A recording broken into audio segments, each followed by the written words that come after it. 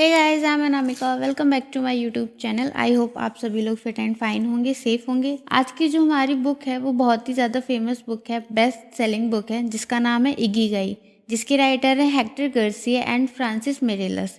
ये book life के अलग अलग एरिया के बारे में बताती है, जिससे हमें लाइफ में हैप्पी रहने में बहुत ज़्यादा मदद मिल सकती है। ये बुक जापानी लोगों की वो टेक्निक के बारे में बताती है जिसकी वजह से वहाँ के लोग बहुत ही ज़्यादा happily, healthy and long life जीते हैं। वहाँ के लोग ज़्यादातर 90 साल तक जीते ही जीते हैं। जापानी लोग इस टेक्निक को इकिगाई कहते हैं, मतलब वहाँ के लोग अपने इकिगाई के लिए काम करते हैं। जापानी लोगों का मानना है कि हर किसी के अंदर इकिगाई होता ही है। कुछ लोगों को अपना इकिगाई जल्दी मिल जाता है और कुछ लोगों के अंदर छुपा हुआ होता है, बस उसको ढूंढने की देरी होती है। चलिए अब मैं आपको ये बताती हूँ कि इकिगाई टेक्निक किस तरीके से काम करती है। इकिगाई टेक्निक के 4 स्टेप होते हैं। First, what do you love, इसमें वो सारी चीजें आती हैं जो आपको करना पसंद हो। Second, what the words need, इसमें वो सारी चीजें आती हैं जिसकी दुनिया को जरूरत हो। Third, what do you can be paid for, इसमें वो सारी चीजें आती हैं जिसमें दुनिया आपको पैसे देने के लिए रेडी हो। 4, what you are good at, इसमें वो सारी चीजें आती हैं जिसमें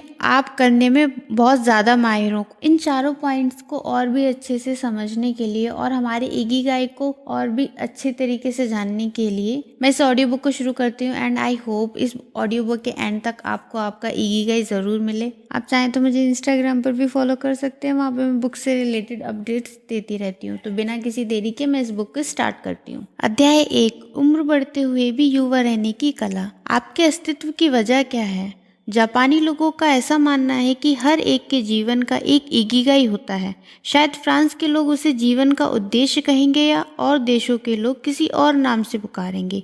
इकिगाई हर एक के अंदर छुपा हुआ होता है। कुछ लोगों को अपना इकिगाई मिल जाता है तो कुछ लोग उसकी खोज में होते हैं। हर एक के अंदर इकिगाई छुपा हुआ होता है और उसे खोजने के लिए संयम की आवश्यकता होती है। ओकिनावा के लोग कहते हैं कि उनके सुबह उठने के पीछे एक ही वजह होती है और वह उन्हें मिला हुआ उनका इकिगाई है। कुछ भी करो लेकिन कभी भी निवर्त मत होना। एक बार आपको अपना इकिगाई स्पष्ट हो जाए तो फिर सुख और संतुष्टि अपने आप मिल जाती है। जीवन को असली अर्थ मिलता है। इस किताब के माध्यम से आपको आपका इकिगाई मिले और जापानी लोगों के तन, मन व वृद्धि से हमेशा स्वस्थ रहने की पीछे का राज आप समझ पाएं। यही इस किताब के पीछे की मूल वजह है। अगर आप जापान गए हों तो आपको एक बात पक्का पता चलेगी कि रिटायर होने के बाद भी वहाँ के लोग हमेशा काफ़ी सक्रिय और व्यस्त रहते हैं। सच बात तो यह है कि जापान के लोग रिटायर होते ही नहीं हैं। जब तक उनका शरीर साथ देता है वहाँ के लोग अपना पसंदीदा काम करते रहते हैं। महत्वपूर्ण बात यह है कि जापानी भाषा में रिटायर शब्द के लिए कोई भी शब्द नहीं है।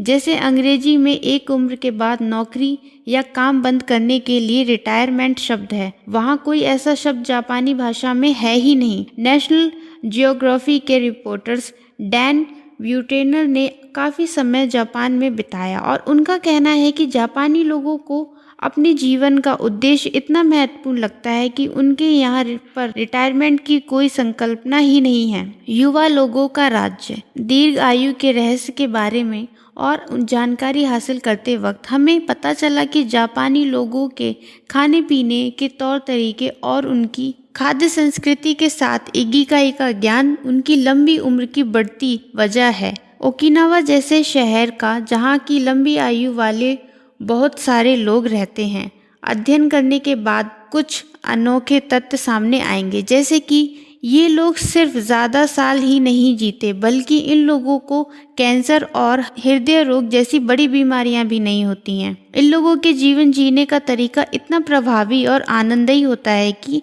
बाकी देशों के लोग उसकी कल्पना भी नहीं कर सकते। खून में उपलब्ध जिस चीज की वजह से उम्र बढ़ने की प्रक्रिया होती है उसकी मात्रा इन लोगों में कम होती है। उनका शेष वे 7% पेट भरने तक खाना और चाय पीने की आदत को देते हैं।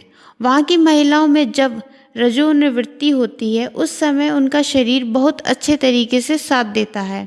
इतना ही नहीं, विश्व के बाकी लोगों की तुलना में इन जगहों की स्त्री पुरुष में लैंगिक संप्रेरक ज्यादा उम्र तक सक्रिय होते हैं। अल्जाइमर जैसी बीमारी की संभावना काफी कम होती है। हालांकि इस किताब में हम लोग इन सभी बातों पर रोशनी नहीं डालने वाले, लेकिन इतना पक्का है कि उनकी लंबी उम्र के पीछे उनका अपने इकिगाई को जानना और उस उद्देश्य पर लक्ष्य केंद्रित करना ही, यह बात अध्ययन से ज्यादा स्पष्ट हो गई। दीर्घायु लोगों के 5 टापू। ओकिनावा ब्लू जोन में पहले स्थान पर आता है, जहां की महिलाएं दुनिया के अन्य हिस्सों में रहने वाली महिलाओं की तुलना में अधिक समय तक जीवित और स्वस्थ रहती हैं। डैन ब्यूटेनर ने इस प्रकार की जांच जगहों का अध्ययन किया जो कि इस प्रकार हैं। ओकिनावा जापान, यहाँ के लोग एक छोटी सी डिश में टोफू और उसी प्रकार की कई सारी उच्च गुणवत्ता वाली सब्जियां डालकर खाते हैं। इकिगाई को जानने के साथ साथ मोई यानी कि दोस्तों का एकजुट उनकी लंबी उम्र में बड़ा योगदान करता है। सर्डिनिया इटली, यहाँ के लोग भारी मात्रा में सब्जियां खाते हैं और रोज 1 या 2 ग्लास वाइन पीते हैं। ओकिनावा की तरह यहाँ के लोग भी अपनी लंबी उम्र का श्रेय सामाजिक जुड़ाव भावना को देते हैं। लोमा लिंडा, कैलिफोर्निया, यहाँ के एडवेंटीज इस ग्रुप के लोगों का निरीक्षण किया गया। ये लोग अमेरिका के दीर्घायु लोगों में से एक हैं। The Nicoya peninsula, Costa Rica, यहाँ के लोग 90 साल के बाद भी सक्रिय होते हैं। यहाँ के लोग खुशी खुशी सुबह 4:30 बजे उठते हैं और अपने खेतों में और बगीचों में काम करते हैं। इकारिया फ्रिंज, टर्की, यहाँ के समंदर किनारे रहने वाले लोगों में हर 3 में से 1 इंसान 90 साल से ऊपर जीता ही है, जबकि अमेरिका में उसका प्रतिशत 10% है। इसी वजह से उसको दीर्घायु का टापू कहा जाता है। 500 BC से चली आ रही जीवन शैली का उसका श्रेय जाता है। किताब के अगले हिस्से में हम ओकिनावा टापू पर रहने वाले लोगों की लंबी उम्र के पीछे के मुख्य कारणों का अभ्यास करेंगे। इन 5 जगहों में से 3 जगह टापू हैं, इस वजह से वहां पर सामग्री काफ़ी सीमित है। जाहिर सी बात है कि एक दूसरे की मदद के अलावा दूसरा कोई चारा इन लोगों के पास नहीं रहता। कुछ लोगों के लिए तो दूसरों की मदद करना ही इन लोगों का इकिगाई होता है और वही उनके शतायु जीवन का राज है। जिन लोगों ने इसका अध्ययन किया वे इसी नतीजे पर पहुंचे कि दीर्घायु जीवन का राज खाद्य संस्कृति, व्यायाम, इकिगाई को जानना तथा सामाजिक जुड़ाव जैसी बातों में छुपा है।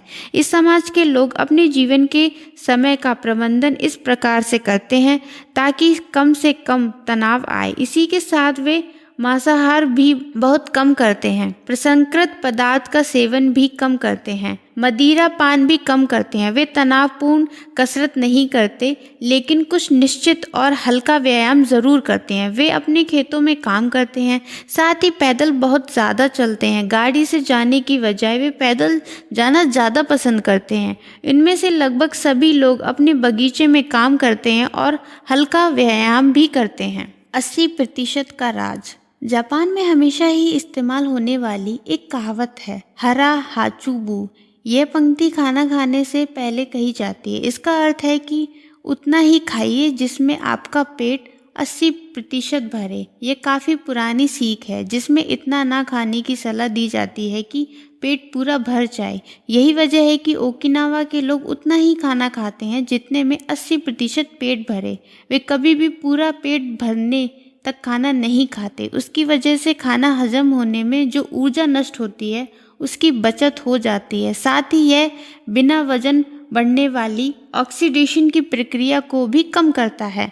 वैसे तो यह जानने का कोई उपाय नहीं है कि हमारा पेट वाकई 80% भरा है या नहीं, इसलिए जब हमें लगे कि हमारा पेट भरने लगा है तभी खाना बंद कर देना चाहिए। पेट भरने के बाद का ज़्यादा खाना, बिना वजह का नाश्ता, मीठी चीज़ें खाने के बाद सेब का रस आदि चीज़ें भले ही हमें कुछ पल का आनंद देती हों, लेकिन अगर हम इन चीज़ों को टाल दें तो हमें लंबे समय तक आनंद मिलेगा।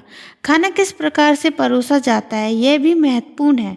जापान में लोग छोटी छोटी थालियों में खाना देते हैं, इसी वजह से वहाँ के लोग कम खाना खाते हैं।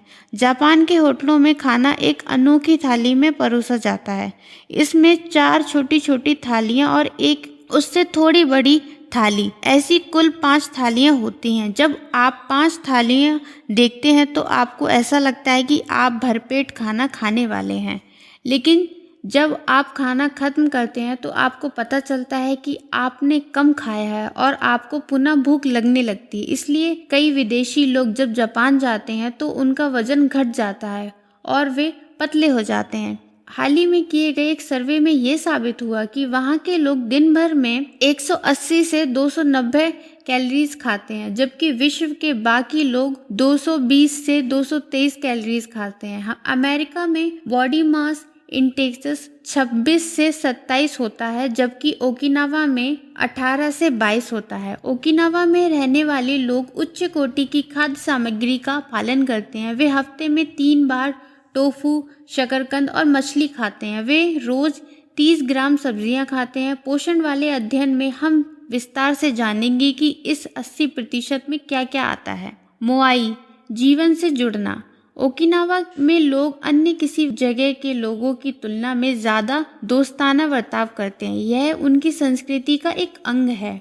मोआई का मतलब होता है एक ही उद्देश्य से इकट्ठे हुए लोगों का जुट। इस समाज के कई लोगों के लिए समाज सेवा करना ही उनका इकिगाई होता है। मोई संकल्पना की शुरुआत काफी साल पहले हुई थी।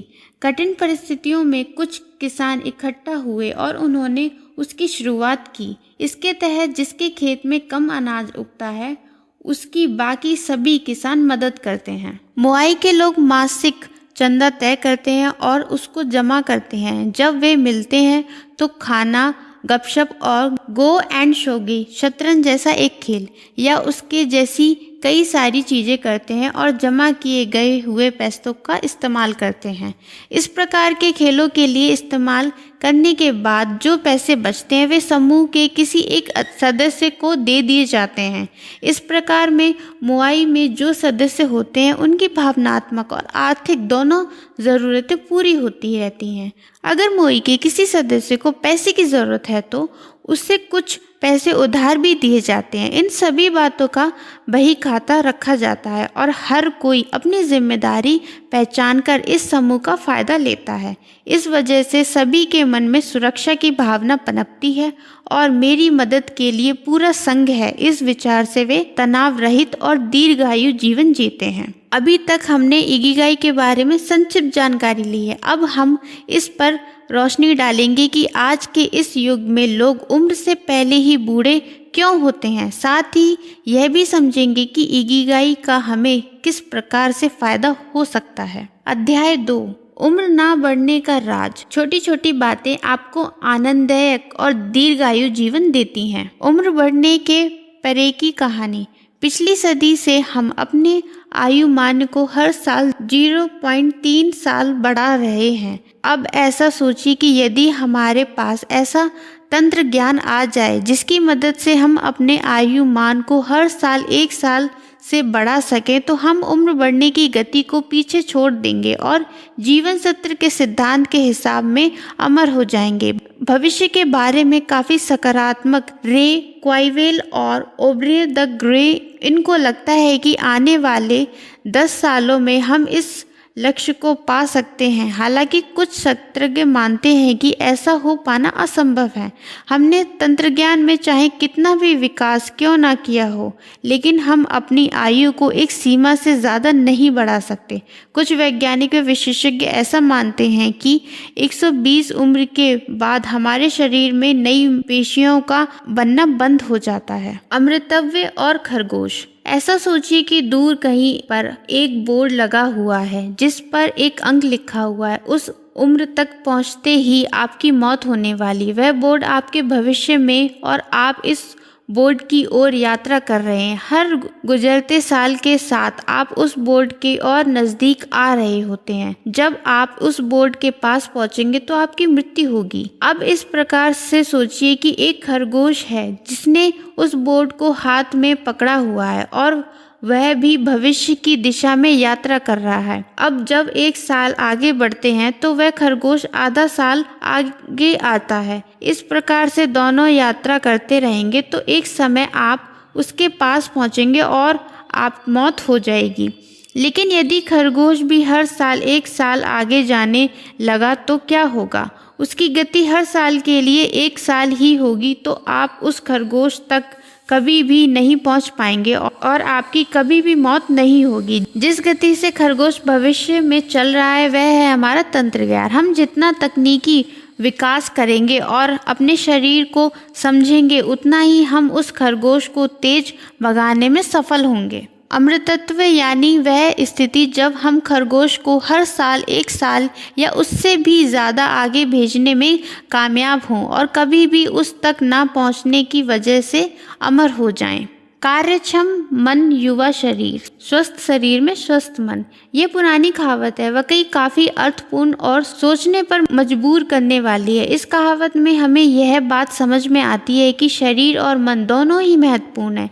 इन दोनों का स्वस्थ एक दूसरे पर निर्भर करता है। इसका अर्थ यही है कि हमेशा जवान रहने के लिए आपके मन का कर्मक्षम और खुला होना ज़्यादा आवश्यक है। जोश से भरा हुआ मन हमेशा आपको जवान रखता है और उम्र बढ़ने के आसार कम दिखाई देते हैं। जिस प्रकार से शारीरिक व्यायाम ना करने की वजह से हमारे शरीर और जोश पर बुरा असर आता है, वैसे ही यदि हम मानसिक व्यायाम ना करें तो हमारी क्लियरनॉलेजिक प्रेरणा भी कमज़ोर होने लगती है और फिर परिस्थितियों व माहौल को प्रतिक्रिया देने की हमारी यंगड़ा कमज़ोर होने लगती है। इसलिए मानसिक को भी व्यायाम करने की आवश्यकता होती है। मानसिक और मन को व्यायाम की ज़रूरत होती है, ऐसा बताने वाले न्यूरोलॉजिक शैलो वेस्नाइट कहते हैं, दिमाग को हमेशा उत्तेजित और कार्यक्षम रखने के लिए उसे व्यायाम मिलना ही चाहिए। स्पेनिश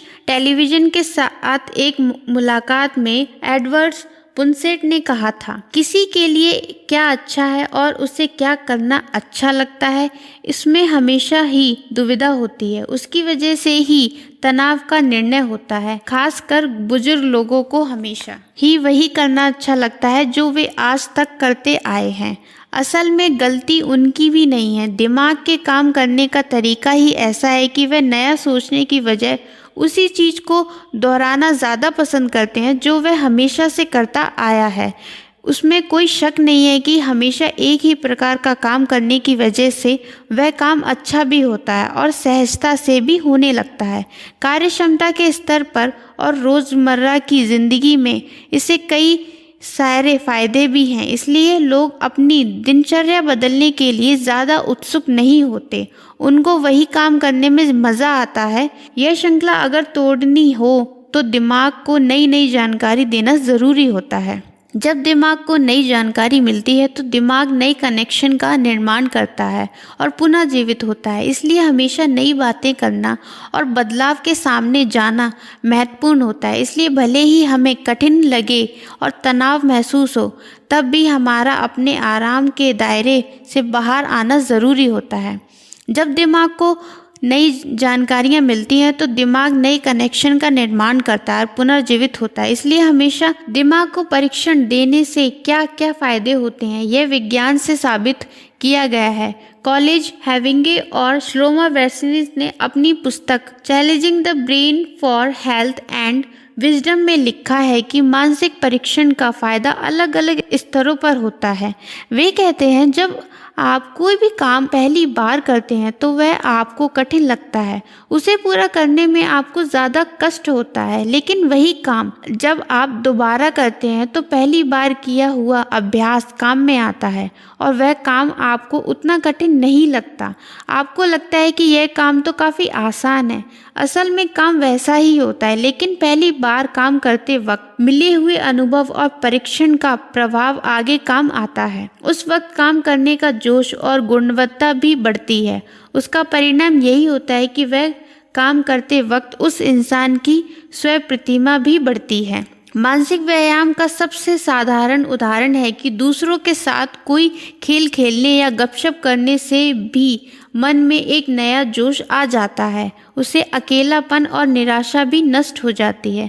जब हम 20 की उम्र पार करते हैं तभी से हमारे न्यूरॉन्स व्यवसाय होने लगते हैं और बौद्धिक व्यायाम, जिज्ञासा और सीखने की इच्छा इत्यादि चीज़ों की वजह से न्यूरॉन्स के वयस्क होने की यह प्रक्रिया धीमी पड़ने लगती है, जिसकी वजह से उम्र बढ़ने की प्रक्रिया भी कम होने लगती है। उसी के साथ इस कार्य में हमें सकारात्मक नजरिया और जोश जैसी कई फायदे मिलते हैं। तनाव दीर्घायु का मारक। कुछ लोग वास्तविक उम्र से ज़्यादा बूढ़े दिखते हैं। अध्ययन से यही पता चलता है कि तनाव उसके पीछे की महत्वपूर्ण वजह है। तनाव में शरीर का जितना नुकसान होता है उतना बाकी किसी भी वजह से नहीं होता। American institute of stress management ने शरीर के अध्यपतन की इस प्रक्रिया का अध्ययन किया और यह निष्कर्ष निकाला कि बीमारी की सबसे बड़ी वजह है तनाव। हेडलबर्ग यूनिवर्सिटी के डॉक्टरों ने एक परीक्षण किया। उसमें उन्होंने एक नौजवान डॉक्टर को भेंटवार्ता के लिए भेजा। इस भेंटवार्ता को कठिन बनाने के लिए उन्होंने 30 मिनट की कठिन गणित के प्रश्न हल करने के लिए दिए। 30 मिनट के बाद उन्होंने उस डॉक्टर के खून की जांच की तो उन्हें शरीर में काफ़ी बदलाव दिखने को मिले। आश्चर्य की बात यह थी कि बीमारी से लड़ने के लिए शरीर में कुदरती तरीके से जिस प्रकार की रोग प्रतिरक्षा शक्ति निर्मित होती है वह भी तैयार हो गई। लेकिन असली समस्या यह होती है कि यह शक्ति सिर्फ रोग बढ़ने वाली पेशियों पर हमला नहीं करती वरना अच्छी पेशियों पर भी करती है। इस वजह से कम उम्र में लोग बूढ़े हो जाते हैं। कैलिफोर्निया यूनिवर्सिटी ने भी ऐसा ही एक परीक्षण किया। इसमें उन्होंने 39 माताओं के खून की जांच की जिन माताओं के बच्चे गंभीर रूप से बीमार थे। इन माताओं की जांच के बाद साथ ही जिन बच्चों के स्वस्थ थे ऐसी माताओं की भी जांच की। तब उन्हें पता चला कि तनाव पेशियों के टेलोमेरसम इस रचना पर ही हमला करता है जिससे पेशियों को पुनः निर्माण की प्रक्रिया धीमी हो जाती है और पेशियां व्यवसाय होने लगती हैं। इस प्रयोग से यही साबित हुआ कि जितना तनाव होता है पेशियों पर उतना ही बुरा असर पड़ता है। तनाव कैसे काम करता है? आजकल के लोग बहुत ही तेज गति से जीवन जी रहे हैं, साथ ही स्पर्धा भरे माहौल में रह रहे हैं। ऐसी परिस्थितियों में हमारे शरीर को समस्या के संकेत हमेशा ही मिलते रहते हैं और प्रतिक्रिया के तौर पर शरीर में तनाव निर्मित होता रहता है। वैसे देखा जाए तो यह प्रक्रिया मतलब तैयार हुआ तनाव अच्छी है क्योंकि इसकी मदद से हम खुद को अपने आसपास के माहौल में ढाल लेते हैं। उत्तर क्रांति की इस यात्रा में इस प्रकार के प्रतिसाद की वजह से हम कठिन परिस्थितियों से उभर कर आएंगे और समस्याओं से बच सकेंगे। जब हमें खतरे का संकेत मिलता है तो हमारा मस्तिष्क पिट्यूटरी ग्रंथि को सक्रिय करता है जिससे हमारे शरीर में हार्मोन्स की निर्मित होती है जो कैटेकोट्रोपिन निर्मित करता है। उससे हमारे नर्वस सिस्टम के द्वारा पूरे शरीर में पहुंचाया जाता है। उसके बाद ट्रीनल ग्रंथि को संकेत मिलता है और एड्रेनालिक और कॉर्टिसोल का निर्माण होता है। एड्रेनालिक हमारी सांस लेने की प्रक्रिया की गति बढ़ाता है और पल्स रेट बढ़ाता है। इससे हमारे स्नायु तैयार हो जाते हैं जो सामने आए खतरे से अपने आप को बचाने के लिए सक्षम होते हैं। उसी समय कॉर्टिसोल हमारे शरीर में ब्लड ग्लूकोज और डोपामाइन की मात्रा को बढ़ाता है। उसकी वजह से हम चार्ज हो जाते हैं और समस्या से लड़ने के लिए तैयार हो जाते हैं। वैसे देखा जाए तो यह तनाव हमारे काम का है और हमारे बचाव के लिए उपयोगी भी, लेकिन हर थोड़े समय के बाद इस तनाव का बार बार अपने शरीर के लिए यकीनन हानिकारक है। लगातार तनाव में रहना शरीर के लिए हानिकारक होता है। साथ ही ये मानसिक की यथाक्षत से संबंधित पेशियों पर भी नकारात्मक असर करता है।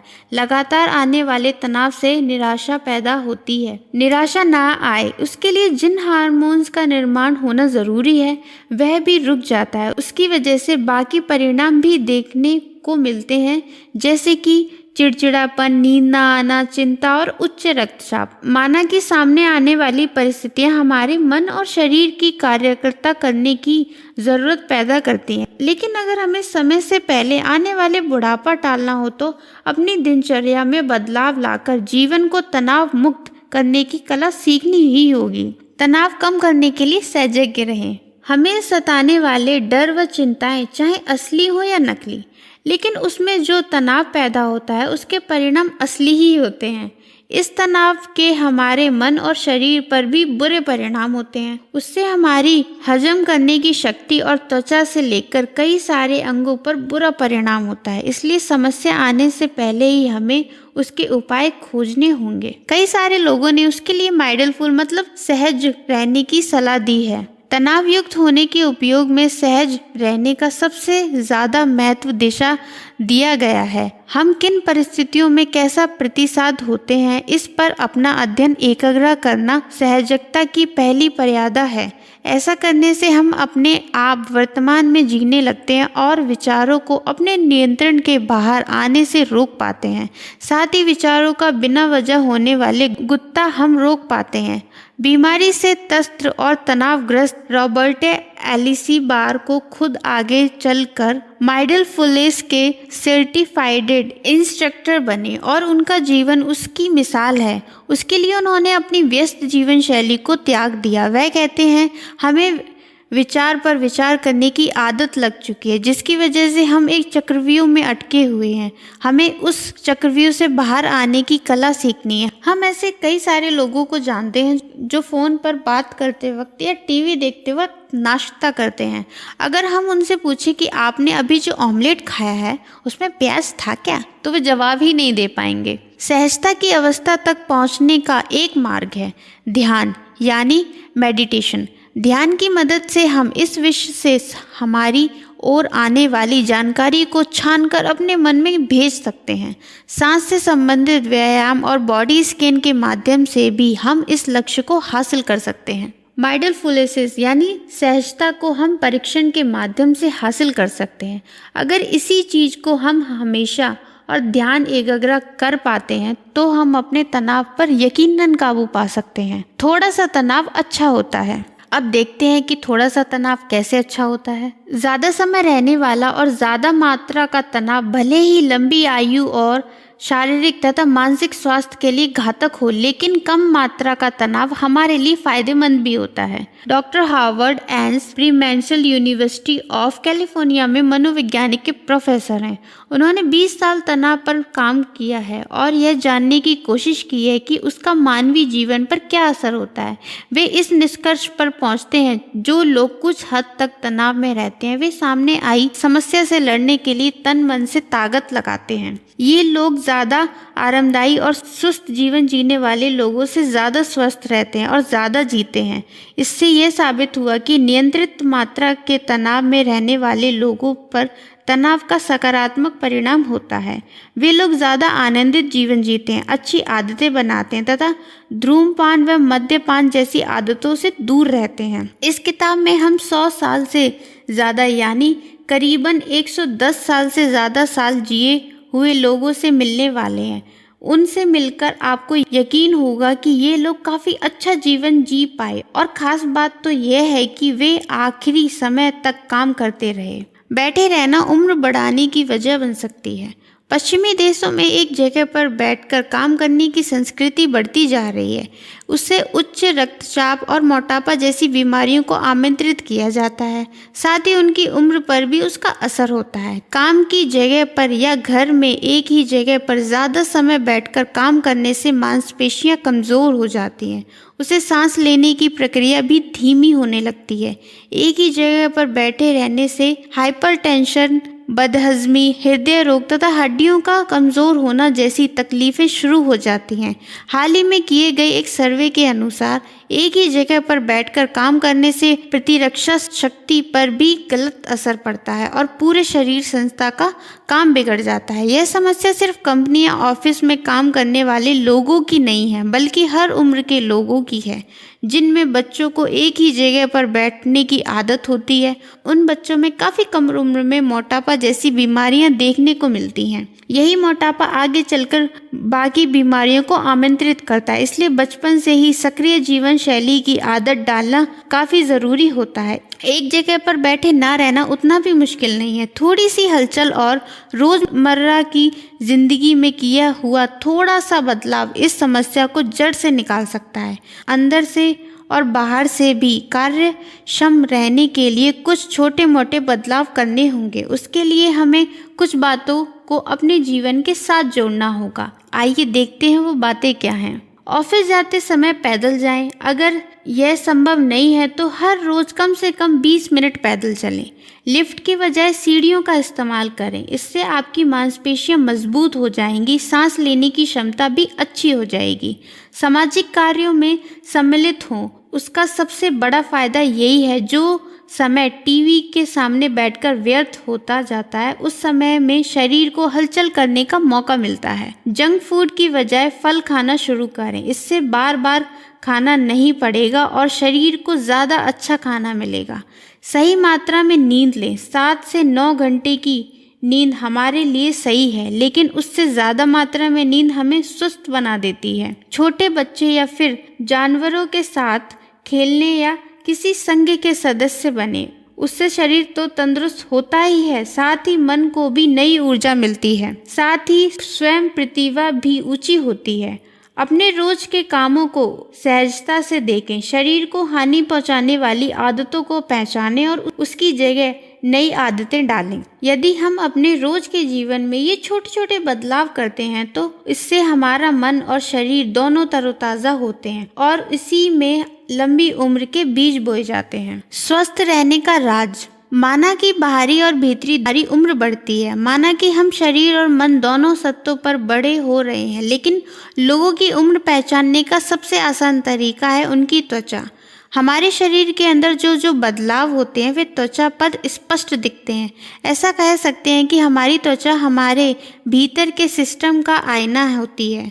जो लोग मॉडलिंग करते हैं वे बताते हैं कि किसी भी फैशन शो के एक दिन पहले वे रात को 9 से 10 घंटे की नींद लेते हैं। इससे उनकी त्वचा को एक अनोखी आभा मिलती है और उनकी त्वचा ज़्यादा स्वस्थ व झुर्री रहित दिखने लगती है। विज्ञान ने यह साबित किया है कि युवा रहने के लिए सबसे प्रभावी साधन है नींद। जब हम नींद में होते हैं तो हमारे शरीर में मेलाटोनिन हार्मोन्स तैयार होते हैं, जिसमें हम युवा दिखने लगते हैं। प्रभावशाली एंटीऑक्सीडेंट से भरा हुआ मेलाटोनिन हमें ज़्यादा साल जीने में तो मदद करता ही है, साथ ही इससे और भी कई सारे फायदे होते हैं, जैसे कि इससे बीमारियों से लड़ने की शक्ति मिलती है। कैंसर से लड़ने के लिए ज़रूरी घटकों की निमृति होती है। कुदरती रहित इंसुलिन की निमृति होती है। अल्जाइमर जैसी बीमारियों की आशंका कम होती है। हृदय रोग प्रतिबंधक घटकों की निमृति होती है।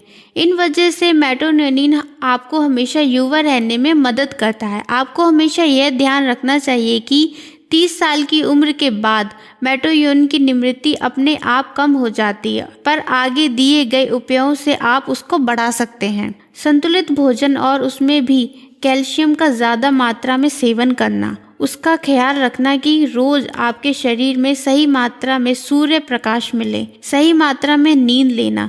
गहरी नींद पर प्रभाव डालने वाले तनाव, मद्य, तंबाकू और कैफीन जैसी चीज़ों को टालना। गहरी नींद ना लगे तो मेलाटोनिन की मात्रा घटती है। इस बात पर शोध हो रहा है कि क्या क्रमिक तरीके से मेलाटोनिन की निमृति हो सकती है और उसे लंबी उम्र पाई जा सकती है। अगर ऐसा हुआ तो इस बात की पुष्टि हो जाएगी कि हमेशा युवा रहने का रहस्य हमारे अंदर ही है। युवा रहने का नज़रिया। हमारे मन में असामान्य शक्ति है। हमारा शरीर जवान दिखेगा या बूढ़ा दिखेगा, इस पर मन का काफ़ी प्रभाव होता है। कई सारे डॉक्टर ये मानते हैं कि शरीर से जवान दिखने के लिए मन का कार्यतर होना और जोश से भरा हुआ होना ज़रूरी है। यही इकिगाई का तत्व है। हालांकि इसका इस्तेमाल सिर्फ समस्या के वक्त करना ही सही नहीं होगा। हमेशा जोशपूर्ण और कार्यक्षम रहने की कला हमें सिखानी है। योशिवा यूनिवर्सिटी में किए गए एक सर्वेक्षण में 2 सामान्य रहस्य पाए गए। एक तो यह कि इन लोगों के अंदर असामान्य सकारात्मक नज़रिया होता है और दूसरी बात तो यह कि वे भोजनात्मक दृष्टि से भी सक्षम होते हैं। और उसे दूसरी भाषा में बताए तो जो लोग समस्याएं और जीवन को सकारात्मक नजरिए में देखते हैं और अपनी भावनाओं को दिशा देना जानते हैं, वे लोग लंबी आयु की यात्रा में सही दिशा में हैं। शोषक नजरिया समस्या में होते हुए भी चेहरे की हंसी ना खोने वाले इंसान हमेशा युवा दिखता है। इस प्रकार की संयमित जीवन शैली से चिंताएं दूर होती हैं और तनाव का स्तर कम होने में मदद मिलती है। 100 साल और उससे भी ज़्यादा उम्र पाए हुए लोगों में कुछ सामान्य चीज़ देखने को मिलती है। इन लोगों के जीवन में समस्या आई हुई होती है, लेकिन उन्होंने समस्या की ओर देखने का सकारात्मक नज़रिया विकसित किया होता है। वे समस्या का सामना करते हैं और बिना हारे समस्या के ऊपर जीत पाते हैं। 2014 में विश्व के सबसे उम्रराज इंसान के तौर पर जाने गए 111 वर्षीय एलेक्जेंडर इमीज ऐसा मानते हैं कि बेशक अच्छे जीन्स मिलना लंबी आयु का एक कारण है, लेकिन यही एक मात्र वजह नहीं है। Guinness book of world records में नाम दर्ज होने के बाद जो मुलाकात उसमें उन्होंने बताया कि आप कैसा जीवन जीते हैं, यह बात भी लंबी उम्र के लिए महत्वपूर्ण होती है।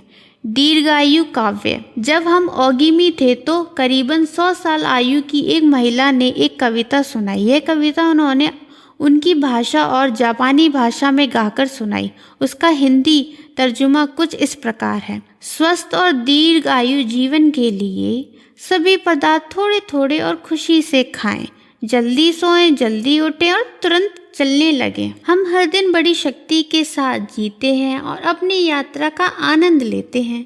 स्वस्थ और दीर्घायु जीवन के लिए हम सभी दोस्तों से अपनेपन का बर्ताव करते हैं। गर्मी हो, बारिश हो या सर्दी हो, हम मानते हैं सारी ऋतुएं। आपकी उंगलियां कितनी उम्र की हैं उसकी चिंता ना करें। अपने मस्तिष्क और हाथों की मदद से काम करते रहें। हमेशा काम में मशगूल रहें और काम करते रहें। 100 साल आपकी ओर चलते हुए आएंगे। अब हम अपनी उंगलियों का इस्तेमाल करके अगले पन्नों की ओर जाने के लिए तैयार हैं, जिस पर हम दीर्घायु जीवन और जीवन के उद्देश्य के बीच जो गहरा रिश्ता है ना, उसको समझने वाले हैं। अध्याय 3, लोगोथेरेपी से इकिगाई तक। अपने जीवन का उद्देश्य जानकर लंबी आयु तक जीने की कला। लोगोथेरेपी यानी क्या है? विक्टर फ्रैंकल के एक सहयोगी ने साइको एनालिसिस के बारे में अपनी राय कुछ इस प्रकार से बयान की। साइको एनालिसिस ने मरीज लेटा हुआ था और कई बार ऐसी चीज़ें बोल देता जो किसी और समय बोलना उतना आसान नहीं होता। फिर उन्होंने फ्रैंकल से पूछा, आप अपनी मानसिक शास्त्रीय थेरेपी के बारे में एक पंक्ति में क्या बताएंगे? इस पर फ्रैंकल बोले, हमारी थेरेपी में मरीज कुर्सी पर बैठा होता है और वे बातें सुनाता है जो बाकी समय सुनना उसके लिए कठिन होता है। फ्रैंकल ने उसका स्पष्टीकरण देते हुए कहा, मैं हमेशा अपने मरीज से पहला सवाल यही पूछता हूँ कि आपने आज तक आत्महत्या क्यों नहीं की। उससे मरीज को जानने के लिए कोई ना कोई अच्छी वजह मिल ही जाती है और वह इस उद्देश्य के साथ आनंद में अपनी आगे की यात्रा शुरू करता है। फिर लोगोथेरेपी क्या करती है? उसका जवाब एकदम स्पष्ट है। वह आपको जीवन जीने के लिए एक अच्छा सा मकसद ढूंढने में मदद करती है। लोगोथेरेपी लोगों को अपने जीवन का उद्देश्य समझने में सहयोग करती है, जिसकी वजह से उनके जीवन को अर्थ प्राप्त होता है, जिसकी वजह से उन्हें जीवन की नई उम्मीद मिलती है और वे नए जोश और उत्साह के साथ आगे का जीवन जीने लगते हैं। साथ ही वे अपनी नकारात्मक कार्यशैली को बदलना और समस्याओं पर विजय प्राप्त करना भी सीख लेते हैं। जीवन के असली अर्थ की खोज।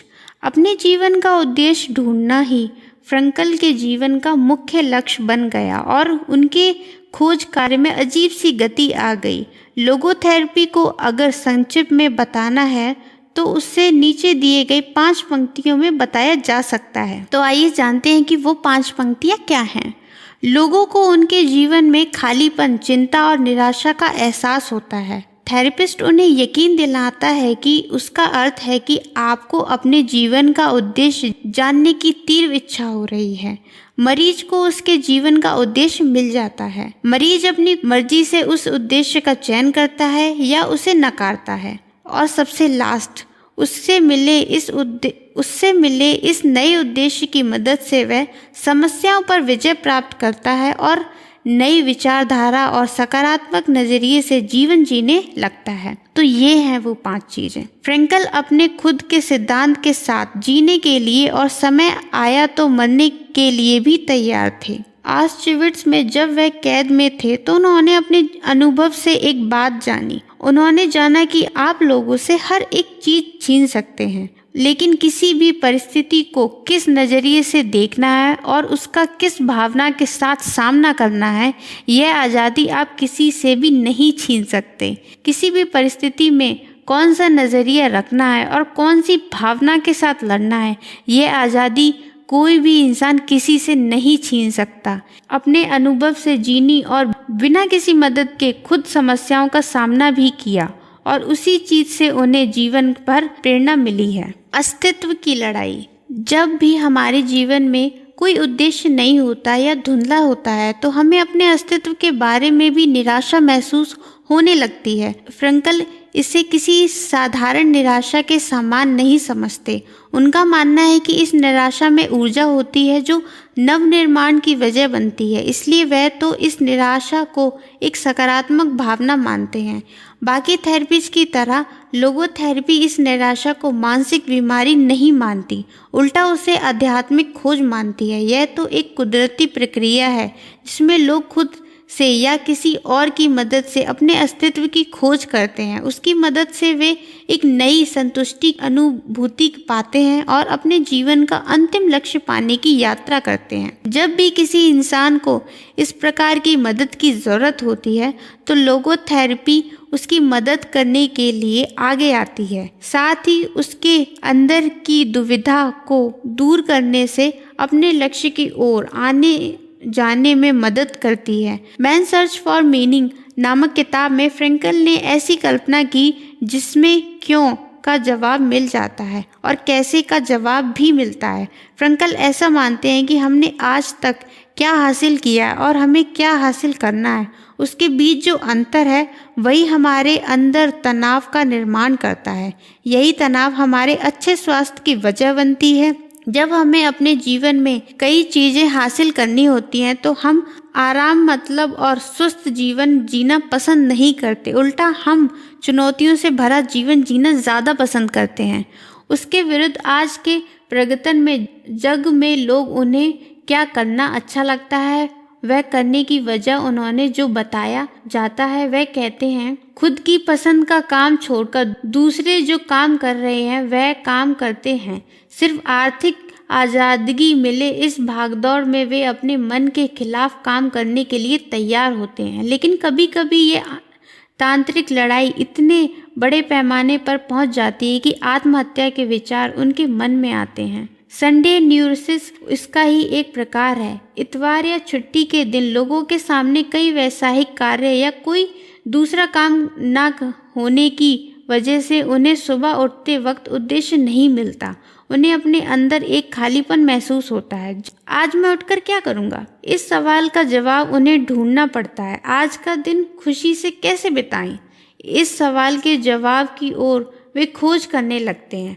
असल में वे लोग इकिगाई की खोज करने लगते हैं। मुझे खालीपन महसूस हो रहा है। वियना पॉलिक्लिनिक हॉस्पिटल में फ्रैंकल ने जब परीक्षण किया तो उन्हें पता चला कि 44% लोग कम ज़्यादा मात्रा में अपने अस्तित्व की लड़ाई लड़ रहे हैं। लोगोथेरेपी के हिसाब से जब भी किसी इंसान को अपने जीवन का उद्देश्य प्राप्त होता है तो वह अपने अस्तित्व की यह लड़ाई जीत लेता है। फ्रैंकल अपने अनुभव से बताते हैं कि उन्होंने अपने उद्देश्य को कृति में परिवर्तन किया। जब वे अपने भूतकाल में झांककर देखते हैं तो उन्हें किसी प्रकार का अफसोस नहीं होता, क्योंकि उन्होंने अपने जीवन का उद्देश्य पूरा किया और उसके प्रति उन्हें संतुष्टि का एहसास होता है। लोगोथेरेपी के माध्यम से अच्छे जीवन की ओर यात्रा। कुछ महत्वपूर्ण बातें हैं, तो आइए जानते हैं कि वो महत्वपूर्ण बातें क्या हैं। सर्ट कहते हैं कि हम अपने जीवन का उद्देश्य बनाते नहीं हैं, बल्कि उसे खोज कर निकालते हैं। हम में से हर एक के पास जीवन का उद्देश्य ही होता है और जीवन के हर पड़ाव पर उसमें थोड़ा बहुत बदलाव आता रहता है। जिस प्रकार से अगर हम किसी चीज़ के बारे में ज़रूरत से ज़्यादा चिंता करते हैं तो वैसी चीज़ें घटने लगती हैं, उसी प्रकार अगर हम अपने लक्ष्य पर ज़रूरत से ज़्यादा ध्यान देते हैं तो वह चीज़ हमसे अपने आप दूर हो जाती है। खुश मिजाज और जोशपूर्ण माहौल में निराशा और नकारात्मकता दूर जाती है। हम में से हर किसी के पास असाधारण और महान कार्य करने की क्षमता होती है। हम उस महान लक्ष्य को हासिल करेंगे या नहीं करेंगे यह उस पर निर्भर नहीं करता हम किस परिस्थिति में हैं, बल्कि इस पर करता है कि हम उस परिस्थिति में क्या निर्णय लेते हैं। अगले कुछ पन्नों में हम फ्रैंकलिन के किए गए कुछ परीक्षणों की जानकारी लेने वाले हैं, जिसकी मदद से हमें यह पता चलेगा कि जीवन के उद्देश्य से हमारे जीवन पर कैसा असर होता है। Case study first. Viktor Frankl German concentration camp में जो कैदी थे उनका अध्ययन करने के बाद मनोवैज्ञानिक को यह पता चला कि जिन कैदियों को वहां से बाहर जाने के बाद बाहर के जगत में कुछ करना था, उन लोगों के जिंदा बाहर आने की उम्मीद ज़्यादा थी। फ्रैंकल के बारे में यह भी बात सही साबित हुई। वहां से बाहर आने के बाद उन्होंने जब लोगोथेरेपी की कार्यशाला शुरू की तो उन्हें पता चला कि वह खुद वहां उसका पहला उदाहरण है। फ्रैंकल को एक लक्ष्य हासिल करना था जिसकी वजह से वे उन शिवारों में अपने आप को संभाल पाएं। वहां से बाहर आकर वह जब ऑस्विट्ज़ में आए तो उनके पास सभी बातें लिखित में थीं और उन्हें उन बातों को प्रकाशित करना था। जब उनका सभी लेखन जब्त कर लिया गया तब भी वे सभी बातें फिर से लिखने के लिए तैयार थे। शायद यही वजह थी कि कैंप में हो रहे जुल्म वह सहजता से झेल पाए। इतना ही नहीं, टाइफाइड जैसी खतरनाक बीमारी से भी वह अपने आप को बचा पाए और उनके जीवन का अर्थ प्राप्त हुआ। वह हर हाल में अपना अध्ययन जारी रखते थे और उससे संबंधित जो भी बातें उन्होंने लिखी होती थी उन्हें वह छोटे छोटे कागज के टुकड़ों पर लिखकर रखते थे। Case study 2। अमेरिकन राजनीतिज्ञ। उत्तरी अमेरिका में एक राजनीति फ्रैंकल से सलाह लेने के लिए आए थे। अमेरिका में वह पहले से ही मनोचिकित्सक की सलाह ले रहे थे। फ्रैंकल ने उनसे एक मूलभूत सवाल पूछा, आपको ऐसा क्यों लग रहा है कि मनोचिकित्सकों की राय लेनी चाहिए? तब उन्होंने बताया, हमारे नियम और परराष्ट्रीय नीति मुझे मंजूर नहीं है, लेकिन सरकार का सदस्य होने के कारण मुझे इन नीतियों का पालन करना पड़ता है। वे जिस भी मनोचिकित्सक के पास जाते हैं वे यही कहता है कि उनका अपने पिताजी के साथ जो भी मनमुटाव है उसे दूर करें और वैचारिक विभिन्नता होते हुए भी ऐसा बर्ताव करें जैसे दोनों एक ही विचारधारा के हैं। सभी ने उनको यही राय दी, लेकिन कई साल कोशिश करने के बाद भी वे उस राय को अमल में नहीं ला पा सके। फ्रैंकलिन ने उन्हें बताया कि उनकी परेशानी राजनीतिक मतभेदों की वजह से नहीं बल्कि उनकी मर्जी के खिलाफ इस क्षेत्र में काम करना पड़ रहा है, इस बात से उन्हें परेशानी है। कुछ सालों बाद फ्रैंकल को एक नेता से पता चला कि वह राजनीतिज्ञ अब किसी दूर क्षेत्र में काम कर रहे हैं और उनकी सभी परेशानियां दूर हो गई हैं। वह किसी भी इलाज के बिना अपना जीवन खुशी से जी रहे हैं। फ्रैंकल की राय में उस राजनेता को मानसोपचार की जरूरत नहीं थी। असल में उन्हें मानसिक रूप से बीमार समझने की भी जरूरत नहीं थी। वह तो अपने जीवन के उद्देश्य की तलाश में था। जब उनको उनके जीवन का असली मकसद मिला तो अपने आप ही वह ज्यादा आनंदमय और संतुष्ट जीवन जीने लगे। Case study 3। आत्महत्या की कोशिश करने वाली माँ। एक माँ जिसका 11 साल का लड़का दुनिया छोड़कर चला गया था, फ्रैंकल के क्लिनिक में अपना इलाज करवाने के लिए आई। उसका दूसरा लड़का जन्म से लकवाग्रस्त था और उसने उस बेटे के साथ अपने आप को भी खत्म करने की कोशिश की थी। अपने बच्ची की तकलीफ दूर करने के लिए और अपने आप को खत्म करने के लिए उन्होंने आत्महत्या करने की कोशिश की थी, लेकिन उस लड़के को ऐसा लग रहा था कि उसके जीवन का कोई उद्देश्य है और वह जिंदा रहना चाहता था। लेकिन अगर उसकी माँ ने उसको मार डाला तो उसका उद्देश्य पूरा नहीं हो पाएगा। उस महिला ने अपनी यह समस्या चर्चा सत्र में सभी के सामने रखी। उसकी मदद करने के लिए फ्रैंकल ने एक दूसरी महिला को स्टेज पर बुलाया और उससे ऐसी कल्पना करने के लिए कहा कि वह बूढ़ी हो चुकी है और जीवन की आखिरी सांसें गिन रही है। उसके पास बहुत सारा पैसा है लेकिन उसका कोई बच्चा नहीं है। उसको ऐसा लग रहा है कि सब कुछ होने के बाद भी जीवन व्यर्थ हो गया है। जब यही प्रयोग आत्महत्या की कोशिश करने वाली महिला को करने के लिए कहा गया तो उसे लगा कि और कुछ हो ना हो लेकिन मेरे पास मेरा बेटा है और यही बहुत बड़ी बात। बेटा होने की वजह से मैं बाकी कई सारे लोगों से ज्यादा भाग्यशाली हूँ। मुझे अपने लवग्रस्त बेटे को अच्छा जीवन देने का मौका मिला है और मैं अपने जीवन को भी खुशहाल बना सकती हूँ। इस मौके की वजह से मैं अपने जीवन का पुण्यत्य दे सकती हूँ। मेरे पास जो मौका है मैं उसे सही सिद्ध कर सकती हूँ। इस प्रकार सिर्फ एक कल्पना की मदद से अपने जीवन के बारे में सोचकर देखने से उसे जीवन का मकसद पता चला और एक ऐसा लक्ष्य भी मिला जिस बारे में वह अभी तक सहज नहीं थी। केस स्टडी 4, दुख से पीड़ित डॉक्टर। एक बार एक वयस्क डॉक्टर फ्रैंकल से थेरेपी लेने के लिए आए। 2 साल पहले ही उनकी प्यारी पत्नी का देहांत हो गया था जिस वजह से वे काफी दुखी थे।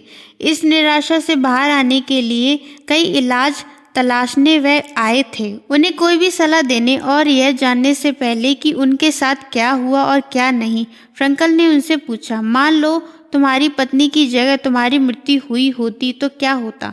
डॉक्टर ने कहा, मेरी पत्नी तो काफ़ी सीधी थी, उसकी काफ़ी यातनाएं झेलनी पड़ी, काफ़ी पीड़ें सहन करनी पड़ी। यह सुनकर फ्रैंकल ने कहा, देखा डॉक्टर, आप कितने महान हो। आपने अपनी पत्नी को इन सभी तकलीफों से बचाया। आप खुद दुख भुगत रहे हो लेकिन आप इतना प्यार करते हो कि उन्हें इन सभी चीजों से मुक्त किया। यह सुनकर वह डॉक्टर बिना कुछ बोले कुछ पल फ्रैंकल का हाथ अपने हाथ के लिए रोके और चले गए, लेकिन उनकी आंखें बहुत कुछ बोल रही थी। उनको अपने जीवन का नया उद्देश्य मिला था। मैंने अपनी पत्नी को कई सारी यातनाएं और दुखों से बचा लिया। इस विचार से अब वह बड़े आनंद के साथ आगे का जीवन जीने लगे। Morita therapy. इस दशक में लोगोथेरेपी का इलाज हुई। इसी दशक में कुछ साल पहले जापान में शोमा मोरिता ने भी जीवन उद्देश्य के आधार पर एक थेरेपी की निर्मित की थी। उसका उपयोग न्यूरोसिस, ओसीडी और ऑपरेशन या इलाज के बाद आने वाली निराशा से लड़ने के लिए होता था। एक मनोचिकित्सक होने के साथ साथ शोमा मोरिता जैन बुद्धिस्ट भी थीं। उनके इलाज करने के तरीके ने जापान पर एक अनोखी आत्मदिक छाप छोड़ी। ज़्यादातर पश्चिमी मनोपचारकों में इंसान की भावनाओं पर काम किया करता है। उन्हें अपनी भावनाओं पर काम करने की और उन्हें काबू में रखने की सलाह दी जाती है। ऐसा माना जाता है हम जिस प्रकार की भावना अपने मन में रखते हैं उसी प्रकार से सोचते हैं और उसी प्रकार की सोच रखते हैं। वही चीज़ें हमारी प्रक्रिया में भी व्यस्त होती हैं। उसके विपरीत मोरिता थेरेपी में भावनाओं को जानकर उनको स्वीकार करने की सलाह दी जाती है, क्योंकि वह ऐसा मानते हैं कि भावनाएं हमारी प्रक्रिया को दिशा देती हैं। अभी हमारी जो भावनाएं हैं उन्हें स्वीकार करने के साथ साथ नई भावनाओं को निर्माण करने की कला भी दिखाई जाती है। मोरिता के हिसाब से यह कला अनुभव और कोशिशों से हासिल की जाती है। मोरिता थेरेपी में किसी भी परिणाम को नज़रअंदाज करने की सलाह नहीं दी जाती, उल्टा उसमें हमारी इच्छाएं, आकांक्षाएं, डरों, निराशाओं व चिंताओं आदि सभी भावनाओं को स्वीकार करने की सलाह दी जाती है। Morita therapy and the true nature of and society best डिमॉन्स्टर नामक किताब में मोरिता लिखते हैं कि आपको भावनाओं के बारे में समृद्ध होना चाहिए। मोरिता अपनी यह संकल्पना एक कथा के माध्यम से लोगों के सामने रखते हैं। वे कहते हैं कि समझो किसी गधे को एक खंबे से बांधकर रखा जाए। वह अपने आप को छुड़ाने की नाकाम कोशिश करता रहता है। इस कोशिश में वह खंबे के ही गोल गोल चक्कर लगाता है, लेकिन उसे लगता है कि उसने बड़ी लंबी यात्रा की है। वह जितनी कोशिश करता है उतना ही उसका उस खंबे से नाता और गहरा होता जाता है। इंसान के साथ भी ऐसा ही होता है। वह जितना अपने ऑक्सिस विचारों से दूर भागने की कोशिश करता है उतना वह उन विचारों से और जुड़ता जाता है। मोरिता इलाज पद्धति का सार। अपनी भावनाओं को स्वीकार करें। जब आपको किसी काम के ओबसेसिव विचार आ रहे हों, यानी वे विचार आप पर हावी हो जाएं, उन्हें रोकने की कोशिश ना करें या उनसे भागने की भी कोशिश ना करें। अगर आप ऐसा करेंगे तो वे विचार और भी गहरे होते जाएंगे। इंसानी भावनाओं के बारे में बताते हुए जैन मास्टर कहते हैं कि अगर आप समुद्र की एक लहर को दूसरी लहर से तोड़ने जाओगे तो समुद्र की गहराई में कहीं खो जाओगे। हम कोई भी भावना निर्मित नहीं कर सकते, वह तो अपने आप निर्मित होती है। हमें तो सिर्फ उसको स्वीकार करना होता है, उसका स्वागत करना होता है। भावनाएं मौसम की तरह होती हैं, हम उनका अंदाज़ा नहीं लगा सकते, बस उनको बदलते देख सकते हैं। इस बारे में बताते हुए वह वियतनामी साधु थिच हैंड इन की एक पंक्ति याद दिलाते हैं। इस पंक्ति में थिट हैंड इन अपने अकेलेपन से बात करते हुए कहते हैं, आज तुम कैसे हो? चलो दोनों साथ में बैठते हैं और मैं तुम्हारा इलाज करता हूँ। दूसरा, जो कर रहे हो वही करें, बिना परिणाम पर लक्ष्य केंद्रित किए आप जो कर रहे हैं वह करते रहें, क्योंकि इलाज पद्धति अपना काम करती रहेगी। हमें बस अपना ध्यान वर्तमान पर केंद्रित करते रहना है। अगर परिस्थिति को स्वीकार करने से तकलीफ हो रही है तो उस तकलीफ पर ध्यान केंद्रित करें। उसके लिए किसी भी प्रकार की काल्पनिक या बौद्धिक बहाने ना तलाशें। इलाजकर्ताओं का काम उतना ही होता है, मरीज को परिस्थिति का सामना करने के लिए तैयार करें। मौरिता इलाज में भी कभी भी लोगों को वजह ढूंढने के लिए स्पष्टीकरण देने के लिए कहा जाता है, उल्टा उन्हें उनकी प्रक्रियाओं से और अनुभव से सीखने की छूट दी जाती है। पश्चिमी मनोचिकित्सक में जिस प्रकार में डायरी रखकर टिप्पणियां करने की सलाह दी जाती है, वैसे ही कोई सलाहें यह नहीं दी जाती, उल्टा अपने अनुभव के आधार पर लोग उसे खुद उजागर करें ऐसी सलाह दी जाती है। हम अपनी भावनाओं पर भले ही नियंत्रण ना पा सके, लेकिन अपनी दिनचर्या पर काबू जरूर पा सकते हैं। इसलिए हमारे पास जीवन का स्पष्ट उद्देश्य होना चाहिए और मौरिता तंत्र का पालन करने की तैयारी होनी चाहिए। अभी मुझे क्या करना चाहिए, मैं अभी क्या करूं? ऐसे सवालों का जवाब हमें अपने अंदर ही मिलते हैं, बस उन्हें खोजने और अपने आनंद की इकिगाई को ढूंढने की तैयारी करनी चाहिए। मौरिता थेरेपी के 4 पड़ाव। तो चलिए जानते हैं कि वो 4 पड़ाव क्या हैं। मौरिता थेरेपी लगभग 15 से 21 दिन तक चलती है, जिसमें 4 महत्वपूर्ण पड़ाव ये हैं। अलग रहना और आराम। पहले हफ्ते में मरीज को एक खोली में आराम करने के लिए भेजा जाता है और बाहरी जगह की चीज़ों से अलग रखा जाता है, जैसे टीवी, किताबें, दोस्त, इन सभी से उनका संपर्क तोड़ दिया जाता है। मरीज ज़्यादातर अपना समय सोते हुए बिताता है। इस बीच इलाज करने वाले व्यक्ति उससे मिलने जाते हैं, हालांकि वह भी उनसे मिलना टालता है। इस दौरान व्यक्ति को अपनी भावनाओं में होने वाले बदलाव का अध्ययन करने की सलाह दी जाती है। इन 7 दिनों में कुछ भी करने की वजह से मरीज काफ़ी परेशान हो जाता है और कुछ तो करने के लिए उतावला हो जाता है, जिसके बाद उसे अगले पड़ाव में भेजा जाता है। हल्का व्यावसायिक परीक्षण। इस समय में अच्छे से माहौल में मरीज के हल्के हल्के काम दिए जाते हैं, जैसे कि बगीचे में काम करना, चित्र बनाना या रंग काम आदि। इन कामों को करते वक्त आने वाले विचारकों के बर्ताव उसकी अपनी डायरी में लिखने को भी कहा जाता है। इस दौरान उपचारकर्ताओं के अलावा और किसी को भी मरीज के साथ बात करने की अनुमति नहीं होती। तीसरा, व्यावसायिक थेरेपी। इस समय में मरीज को ज़्यादा कष्ट वाले काम दिए जाते हैं। डॉक्टर मौरिता अपने इलाज को पहाड़ पर लेकर जाते हैं और उसे पेड़ काटने जैसे काम करवाते हैं। उसके साथ ही लिखना, रंग काम, सेरेमिक के बर्तन बनाना जैसे काम भी बताए जाते हैं। इस समय में मरीज काम से संबंधित लोगों के साथ बातचीत कर सकता है। चौथा, सामाजिक और व्यावसायिक दुनिया से जुड़ना। इस पड़ाव में मरीज को दोबारा अपनी दुनिया में लौटने की सलाह दी जाती है। अपने पहले वाली दुनिया में वापस लौटने के बाद भी व्यक्ति थेरेपी के दौरान सीखी हुई बातों और कला का इस्तेमाल करता रहता है। इस पूरी प्रक्रिया का एक ही मकसद होता है, दुनिया को एक नया और ऐसा विकसित इंसान देना जिसके पास उसके जीवन का कोई उद्देश्य है। एक ऐसा इंसान जो किसी भी सामाजिक या मानसिक दबाव में आए बिना किसी उद्देश्य से प्रेरित होकर काम करता है। नाइकन ध्यान पद्धति। जैन मास्टर मोरिता को नाइकन इस आत्म परीक्षण से संबंधित ध्यान प्रगति के अभ्यासक हैं। उनकी पूरी इलाज प्रक्रिया इसी कार्य प्रणाली पर आधारित है। उनके हिसाब से हर एक को अपने आप से 3 मूलभूत सवाल पूछने चाहिए। तो चलिए जानते हैं कि वो क्या है। पहला, मुझे किसी इंसान से क्या मिला है। दूसरा, मैंने उस इंसान को क्या दिया है। तीसरा, मेरी वजह से उस इंसान को क्या तकलीफ हुई है।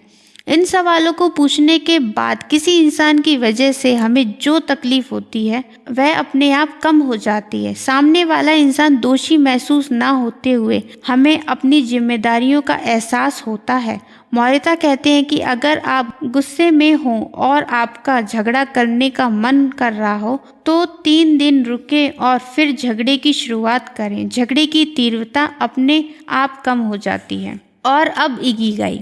लोगोथेरेपी और मोरिता थेरेपी ये दोनों आप अपने अनुभव से प्राप्त कर सकते हैं। इसके लिए किसी भी मार्गदर्शक या आत्मदिक शिविर की आवश्यकता नहीं है। इकिगाई आपको अस्तित्व की लड़ाई, एक बार यह लड़ाई आपने जीती और आपको आपका इकिगाई पक्का हो गया हो तो सिर्फ साहस के साथ रास्ते पर चलने की ज़रूरत होती है।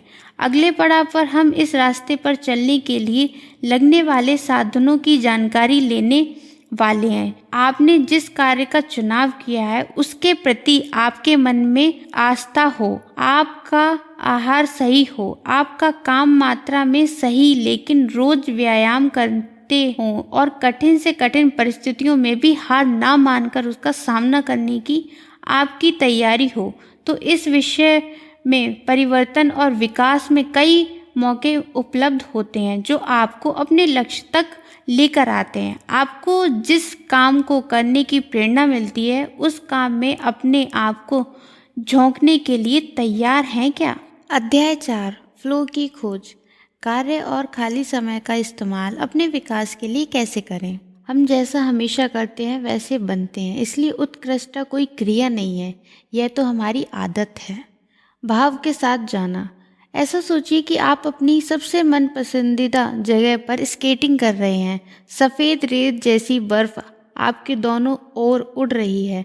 माहौल एकदम खुश मिजाज है और आपको बड़ा आनंद आ रहा है। आपका पूरा ध्यान स्केटिंग पर है। कौन से समय कौन सी हलचल करनी है यह आपको पक्का पता है।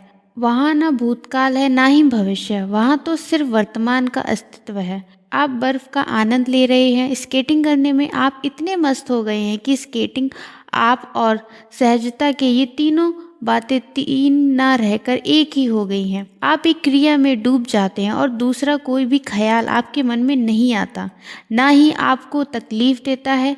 उस वक्त आपका अहंकार भी जैसे गायब हो गया हो और आप उस प्रक्रिया का ही एक अंग बन चुके हों। कुछ लोगों को यही अनुभव गाड़ी चलाते वक्त, तो कुछ लोगों को कुदरत के साथ, तो कुछ लोगों को पहाड़ चढ़ते वक्त होता है। कोई चित्र बनाते वक्त चित्र में, तो कोई गाना गाते वक्त संगीत में खो जाता है, उस कार्य के साथ एकरूप हो जाता है।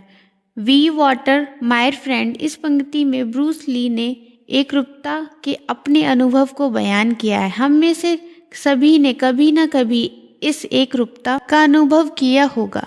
हम जब अपना सबसे पसंदीदा काम करते हैं तो हमें इंद्रियां का और समय का कोई भी अनुभव नहीं होता। कुछ लोग खाना बनाने लगते हैं और घंटे बीत जाने के बाद भी उन्हें पता ही नहीं चलता। कुछ लोग दोपहर में कई किताबें पढ़ने बैठते हैं और खाना पीना भूलकर उसमें खो जाते हैं। हम तालाब में तैरने या समुद्र में खेलने जाते हैं तो हमने समुद्र में कितना समय बिताया यह दूसरे दिन दर्द करने वाला शरीर ही बताता है। इसके उलट जब भी हम कोई नापसंद काम करते हैं तो समय बीतता ही नहीं है। हम हमेशा घड़ी की तरफ देखते रहते हैं, ना वह आगे बढ़ती है और ना ही वह हमारा काम बताती है। एल्बर्ट आइंस्टाइन सापेक्षता के नियम के बारे में हंसी मजाक में कहते थे, अगर आपने गैस के ऊपर हाथ रखा तो 1 मिनट भी 1 घंटे जैसा लगता है। वही अगर आप किसी सुंदर लड़की का हाथ पकड़कर बैठे हैं तो 1 घंटा भी पल भर जैसा लगता है। यही असली सापेक्षता है। इसमें सबसे महत्वपूर्ण और समझने वाली बात यह है कि जो काम किसी को पसंद आता है वही दूसरे को तकलीफ या फायदे लगता है। ऐसा कौन सा काम है जिसे करते वक्त हम सबसे ज़्यादा आनंदित होते हैं और समय को भूलकर उस काम में पूरा डूब जाते हैं, सभी समस्याओं को भूल जाते हैं? इस सवाल का जवाब ढूंढना ही इकिगाई की खोज है। भाव की शक्ति। मनोवैज्ञानिक सिकिस जैन माहिनी के मन में भी यही सवाल खड़े हुए थे और उन्होंने उनके जवाबों की खोज की। किसी काम के साथ एकरूपा हो जाना, उस काम को करते वक्त पूरा होश खोकर उसमें खो जाने की अवस्था में उन्होंने फ्लो नाम दिया। उन्होंने बताया कि फ्लो मतलब ऐसी अवस्था जिसमें हम आनंदित, उत्साहित व सृजनशील जीवन जीने और तन मन खोकर उस कार्य में जुट जाते हैं। जैसे इकिगाई को जानने का कोई सूत्र नहीं है, उसी प्रकार से फ्लो में जाने के लिए भी कोई विधि नहीं है। उस अवस्था में पहुंचने के लिए और उसी अवस्था में रहने के लिए अनुभव की आवश्यकता होती है। इस अनुभव को पाने के लिए हमें अपने आप को ऐसे कामों में व्यस्त करना चाहिए जो हमें उस अनुभव के नज़दीक लेकर जाते हैं। चॉकलेट, टीवी, डांस और मद जैसी क्षणिक और व नकली आनंद देने वाली चीज़ों में ना फंसे हुए हम उच्च स्तर और स्थायी आनंद खोजने की आवश्यकता है। सिकिस जैन माहिनी ने flow the psychology of optimal experience नामक पुस्तक में फ्लो के बारे में लिखा कि इस अवस्था में इंसान अपने कार्य में इतना खो जाता है कि आसपास में क्या घट रहा है उसे उसका कोई फर्क नहीं पड़ता। वह कार्य ही उसके लिए प्रेरणा का सबसे बड़ा स्रोत होता है। उस काम को करने से जो फायदा होने वाला है उसके बारे में ना सोचते हुए सिर्फ काम करना ही उसे ज़्यादा आनंद देता है। उस आनंद को पाने के लिए वह किसी भी हद तक जा सकता है। सिर्फ सृजनात्मक कार्य करने वाले लोग उस अवस्था में जीते हों ऐसा नहीं है। कई सारे एथलीट्स, खिलाड़ी, शतरंज खेलने वाले, यहाँ तक कि कई सारे इंजीनियर भी अपना काफ़ी सारा समय उस अवस्था में बिताते हैं। सिकिस जैन माहिनी के हिसाब से शतरंज का खिलाड़ी चाल सोचते वक्त, गणितीय सूत्र खोजते वक्त और डॉक्टर ऑपरेशन करते वक्त उस अवस्था में आ जाते हैं। मनोवैज्ञानिक के प्रोफेसर सिकिस जैन माहिनी ने कई सारे उपयोग करने के बाद यही नतीजा निकाला कि फ्लो की अवस्था हर उम्र, संस्कृति और विश्व की किसी भी कोने में रहने वाले लोगों के लिए एक जैसी होती है। न्यूयॉर्क हो या ओकिनावा, सभी की फ्लो की अवस्था एक जैसी होती है। लेकिन जब हम उस अवस्था में जाते हैं तो मन पर उसका क्या परिणाम होता है? जब हम फ्लो की अवस्था में होते हैं तो हम उस कार्य में पूरी तरह से खो जाते हैं। उस समय हमारे मन में दूसरा कोई भी विचार नहीं आता। लेकिन जब हम फ्लो में नहीं होते तो हम एक काम करते रहते हैं और हमारा मन दूसरे विचारों में खोया हुआ होता है। अगर कोई महत्वपूर्ण काम करते वक्त आपको ऐसा महसूस हो कि आपकी एकाग्रता सदा भंग हो रही है तो आगे दिए गए उपाय जरूर करके देखें, आपको फ्लो में आने में मदद होगी। फ्लो लाने वाली 7 अवस्थाएं।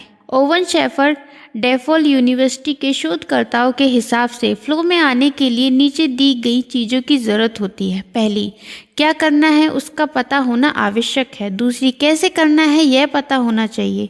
तीसरी, हम उस कार्य को कितने अच्छे तरीके से कर सकते हैं उसकी जानकारी होनी चाहिए। चौथी, कहाँ जाना है यह पता होना चाहिए जब कार्य में दिशा महत्वपूर्ण होती है।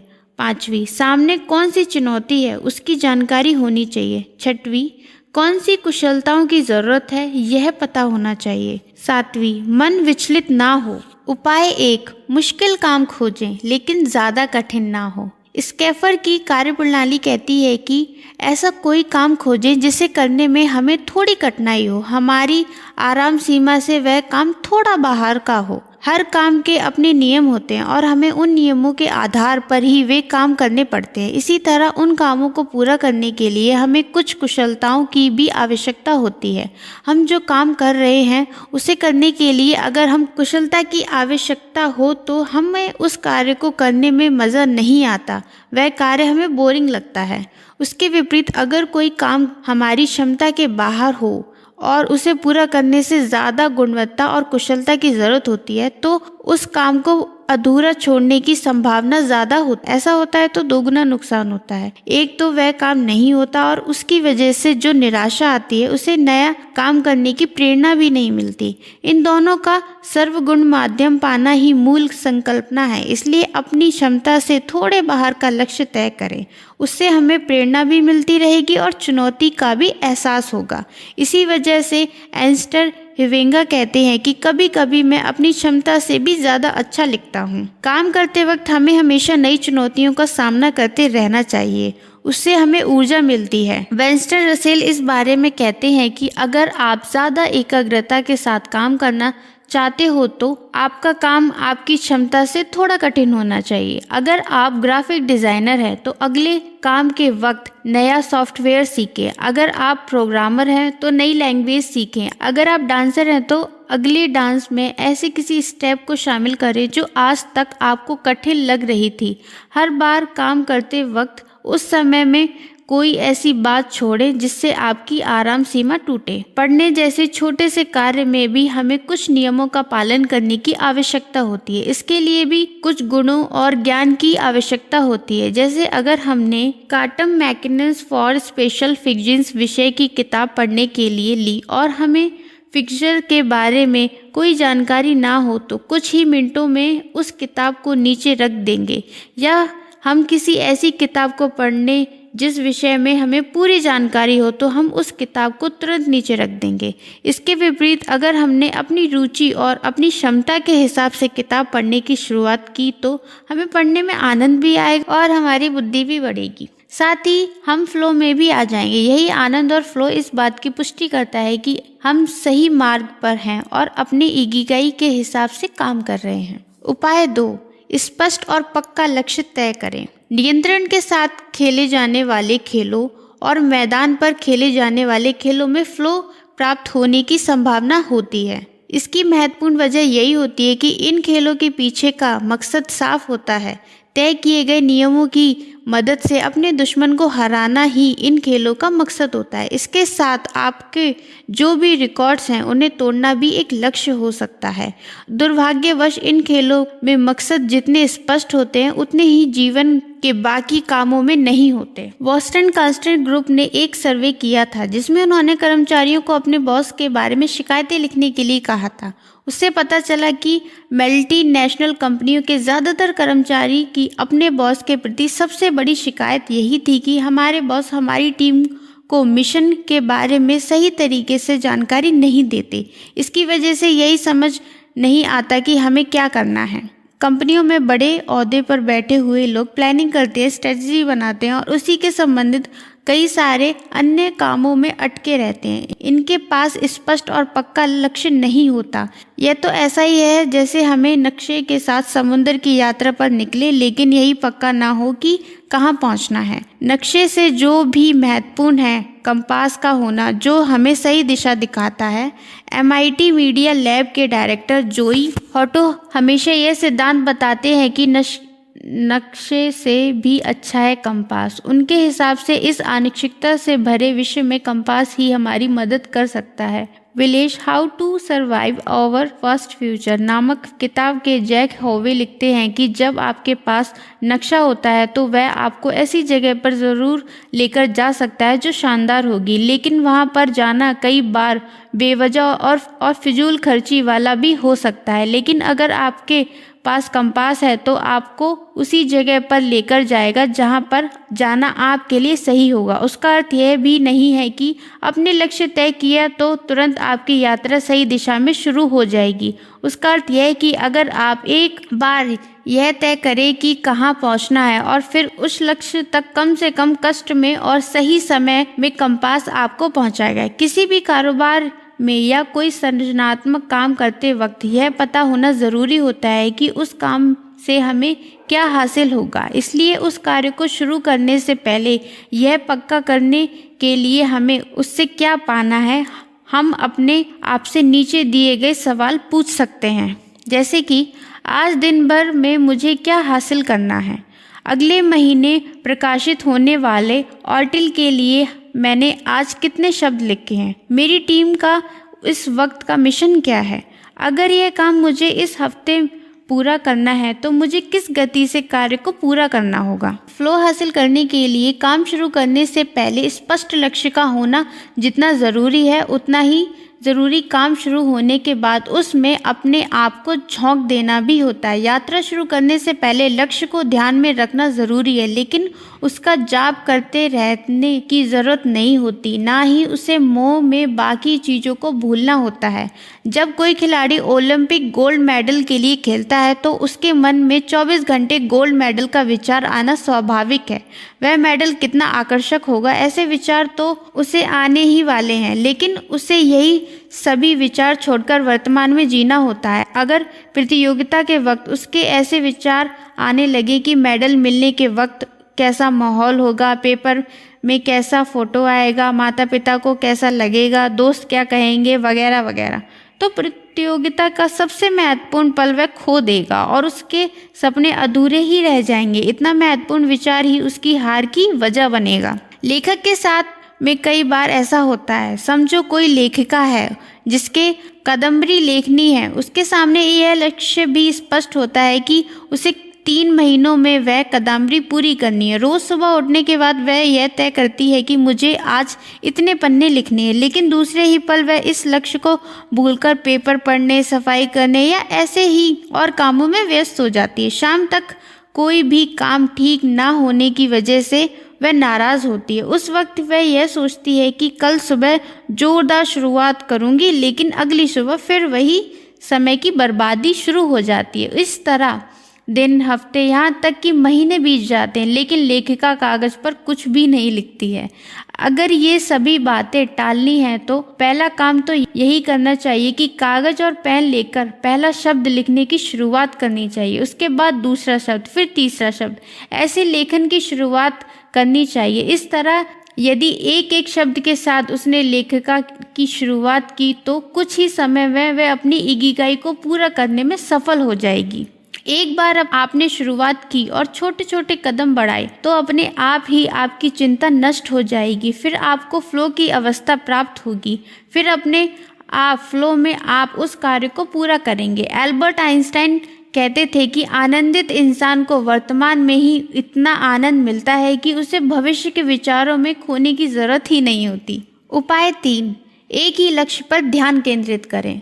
आज की प्रगत तकनीक की वजह से हम एक बड़ी समस्या का सामना कर रहे हैं। वह समस्या है आधुनिक तकनीक की वजह से हमारे मन को विचलित होना, जिसकी वजह से हम किसी भी एक कार्य पर ध्यान केंद्रित नहीं कर सकते। ईमेल लिखते वक्त हम साइड में यूट्यूब पर कोई वीडियो भी देखते रहते हैं, इतने में चैटिंग का मैसेज पॉपअप हो जाता है और उसे जवाब देने में व्यस्त हो जाते हैं। तभी हमारी जेब में रखा हुआ स्मार्टफोन कई नोटिफिकेशन देता है और हम उसमें खो जाते हैं। फिर हम कंप्यूटर की ओर घूमते हैं और फेसबुक में व्यस्त हो जाते हैं। इन सब बातों में 30 मिनट कैसे बीत जाते हैं पता ही नहीं चलता और हम यही भूल जाते हैं कि हम जो ईमेल लिख रहे थे वह काम तो वैसे का वैसा ही पड़ा हुआ है। घर में भी लोग टीवी देखते देखते खाना खाते रहते हैं और फिर आखिरी निवाले तक उन्हें यही पता नहीं चलता कि सब्जी अच्छी बनी थी या नहीं। लोगों को यह गलतफहमी है कि एक साथ एक से ज़्यादा काम करने की वजह से उनका समय बचता है। यह साबित हो गया कि इसका उल्टा ही परिणाम होता है। तो लोग मल्टीटास्किंग में माहिर होने का दावा करते हैं, वे लोग भी ज़्यादा कार्यक्षम नहीं होते। असल में उनकी कार्यक्षमता बाकी लोगों से भी कम हो जाती है। हमारा मस्तिष्क एक साथ लाखों प्रकार की जानकारी अपने अंदर ले सकता है, लेकिन वह बहुत ही थोड़ी जानकारी पर काम कर सकता है। जब लोग कहते हैं वे मल्टीटास्किंग कर रहे हैं तो वास्तव में वे हमेशा एक काम से दूसरे काम की ओर छलांग लगाते हैं। दुर्भाग्यवश हम कंप्यूटर की तरह काम में हुए तुरंत बदलाव को तुरंत स्वीकार नहीं कर सकते। परिणाम स्वरूप कोई एक ऐसा काम भी ठीक नहीं होता। हम सिर्फ कामों को बदलते रहते हैं, साथ ही हमारी ऊर्जा और समय दोनों व्यर्थ हो जाते हैं। एक ही काम पर ध्यान केंद्रित करना फ्लो पाने की सबसे महत्वपूर्ण जरूरत है। शिक्षक जैन महाली ऐसे मानते हैं कि किसी भी काम का एकाग्रता के साथ करने के लिए 2 बातों का होना जरूरी है।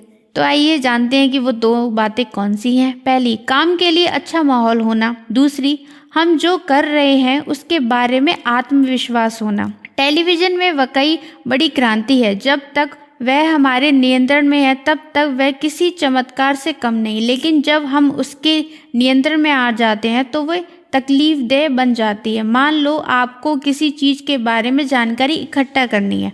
आप पूरी तैयारी के साथ कंप्यूटर के सामने जानकारी लेने बैठ जाते हैं, लेकिन अगर आपका खुद पर नियंत्रण ना हो तो आप अपने विषय की जानकारी छोड़कर और कई सारी चीज़ों की जानकारी उसमें खो जाते हैं। वेबसाइट के जंजाल में फंसकर व्यर्थ समय गंवाते हैं। यानी जो टेलीविज़न आपको अपने लक्ष्य की ओर लेकर आने वाली थी वही आपको आपके लक्ष्य से दूर ले जाती है। आज सशस्त्र ने यह साबित किया है कि यदि हम अपना ध्यान हमेशा एक काम से दूसरे काम में और दूसरे से तीसरे काम में लगाते हैं तो हमारा समय व्यर्थ हो जाता है, गलतियां होती हैं और हम जो कर रहे हैं उसे पर ध्यान भी नहीं दे पाते। स्टैनफोर्ड यूनिवर्सिटी के क्लिफोर्ड इवोर्नास अपने किए हुए परीक्षण के बाद कहा कि आज की पीढ़ी मल्टीटास्किंग की बीमारी से ग्रस्त है। उन्होंने कुछ विद्यार्थियों के साथ एक प्रयोग किया। वे विद्यार्थी एक साथ कितने काम करते हैं उसके आधार पर उनको गुटों में विभाजित किया। जिन विद्यार्थियों को मल्टीटास्किंग की आदत थी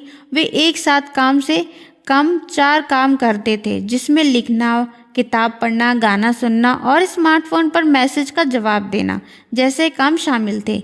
यही सभी काम वे एक साथ करते थे और कभी कभी तो इतना सब करते वक्त ट्विटर भी देख रहे थे। इस आधार पर उन्होंने विद्यार्थियों के कुल 4 गुट बनाए और उनको एक प्रयोग करने के लिए कहा।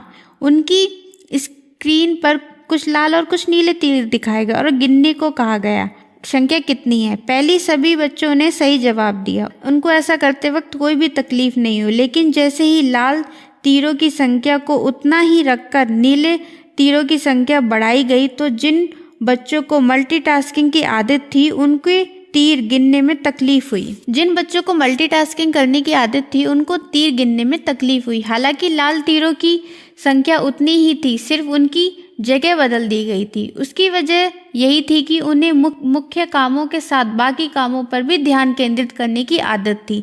उनके मस्तिष्क को वैसा ही प्रशिक्षित किया गया था, इसलिए जब नीले तीरों की संख्या बढ़ी गई तो उनका मन विचलित हो गया। इस प्रयोग में लाल तीरों को नज़रअंदाज करके नीले तीरों को गिनने का काम था, लेकिन हर काम की ओर ध्यान देने की आदत की वजह से वह कठिन लगने लगा।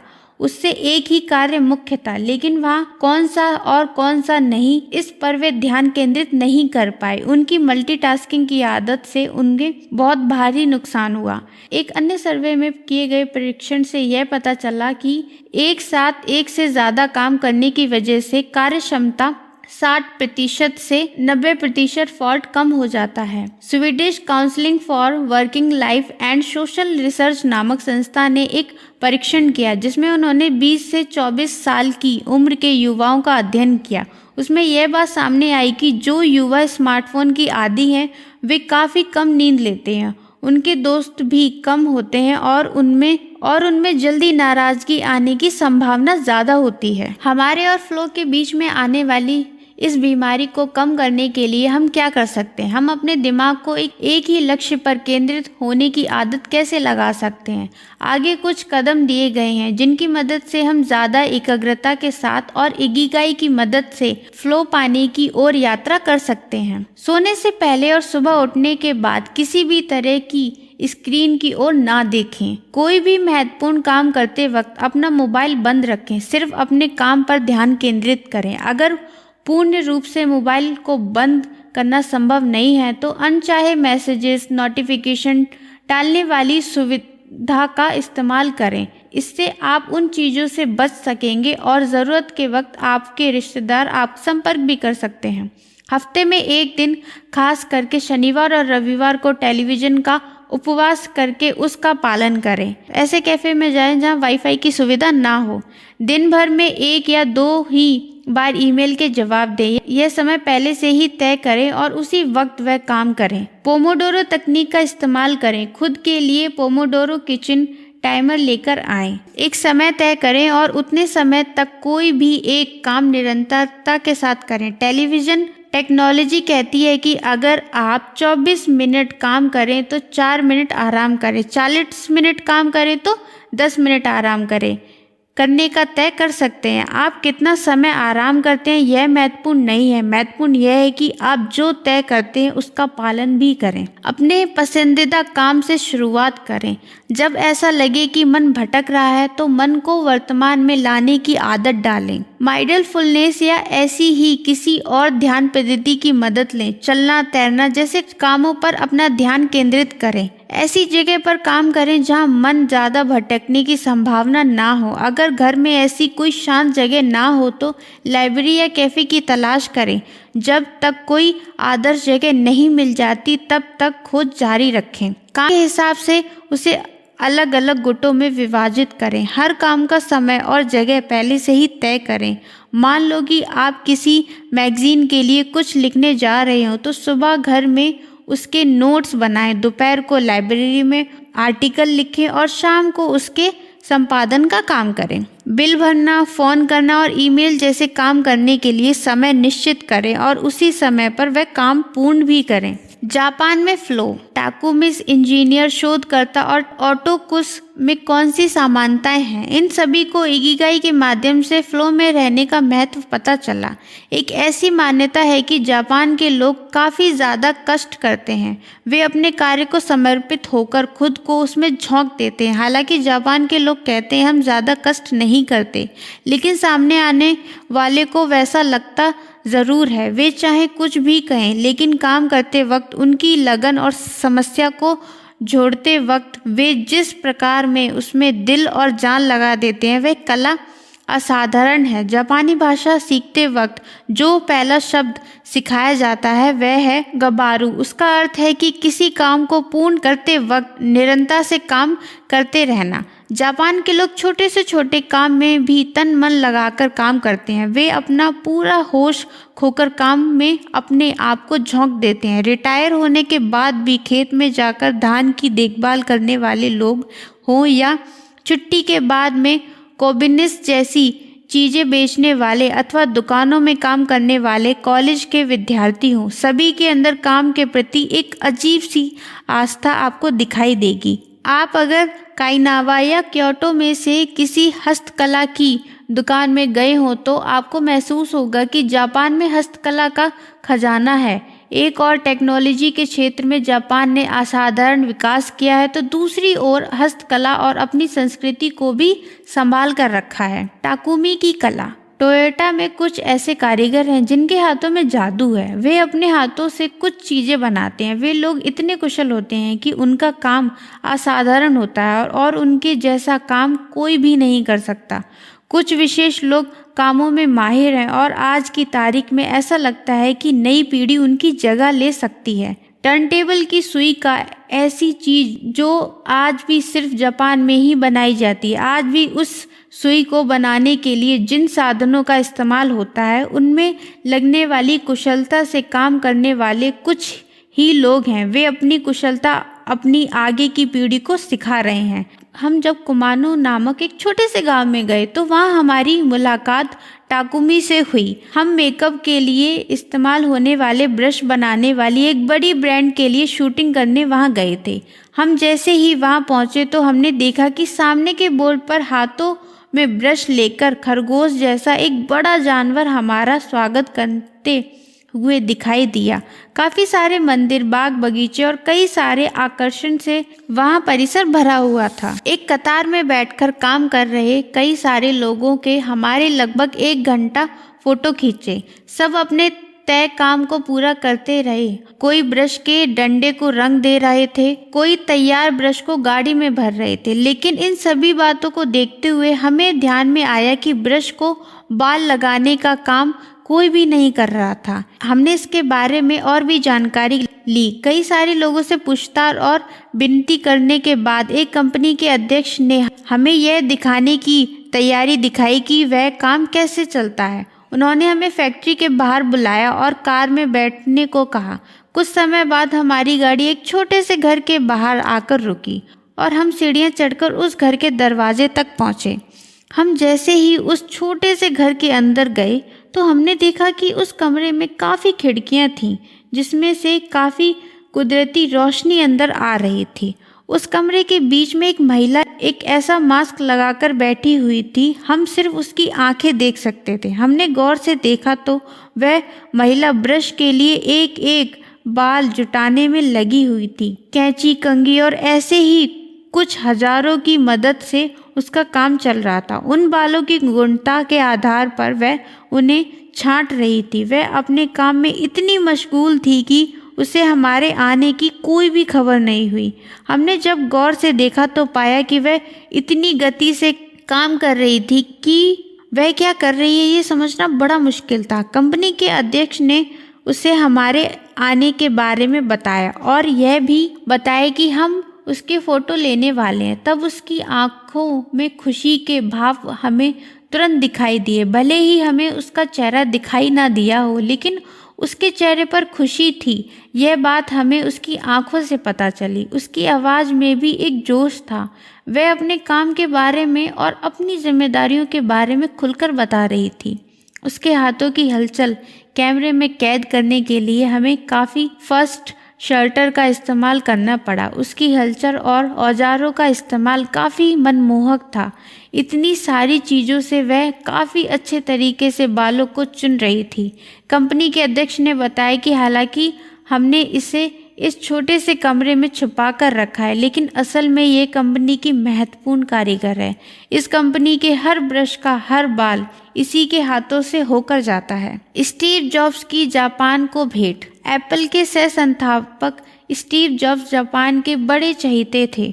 उन्होंने सन 1960 में सोनी कंपनी को एक भेंट दी थी। उन्होंने जब एप्पल कंपनी की स्थापना की तो सोनी कंपनी में इस्तेमाल की जाने वाली कई कार्यप्रणालियों का इस्तेमाल किया। उसी के साथ जापान की सादगी और क्योटो में पोर्सलेन नामक के सिरेमिक जैसे पदार्थ से बनाए गए बर्तन उन्होंने काफ़ी पसंद आए थे।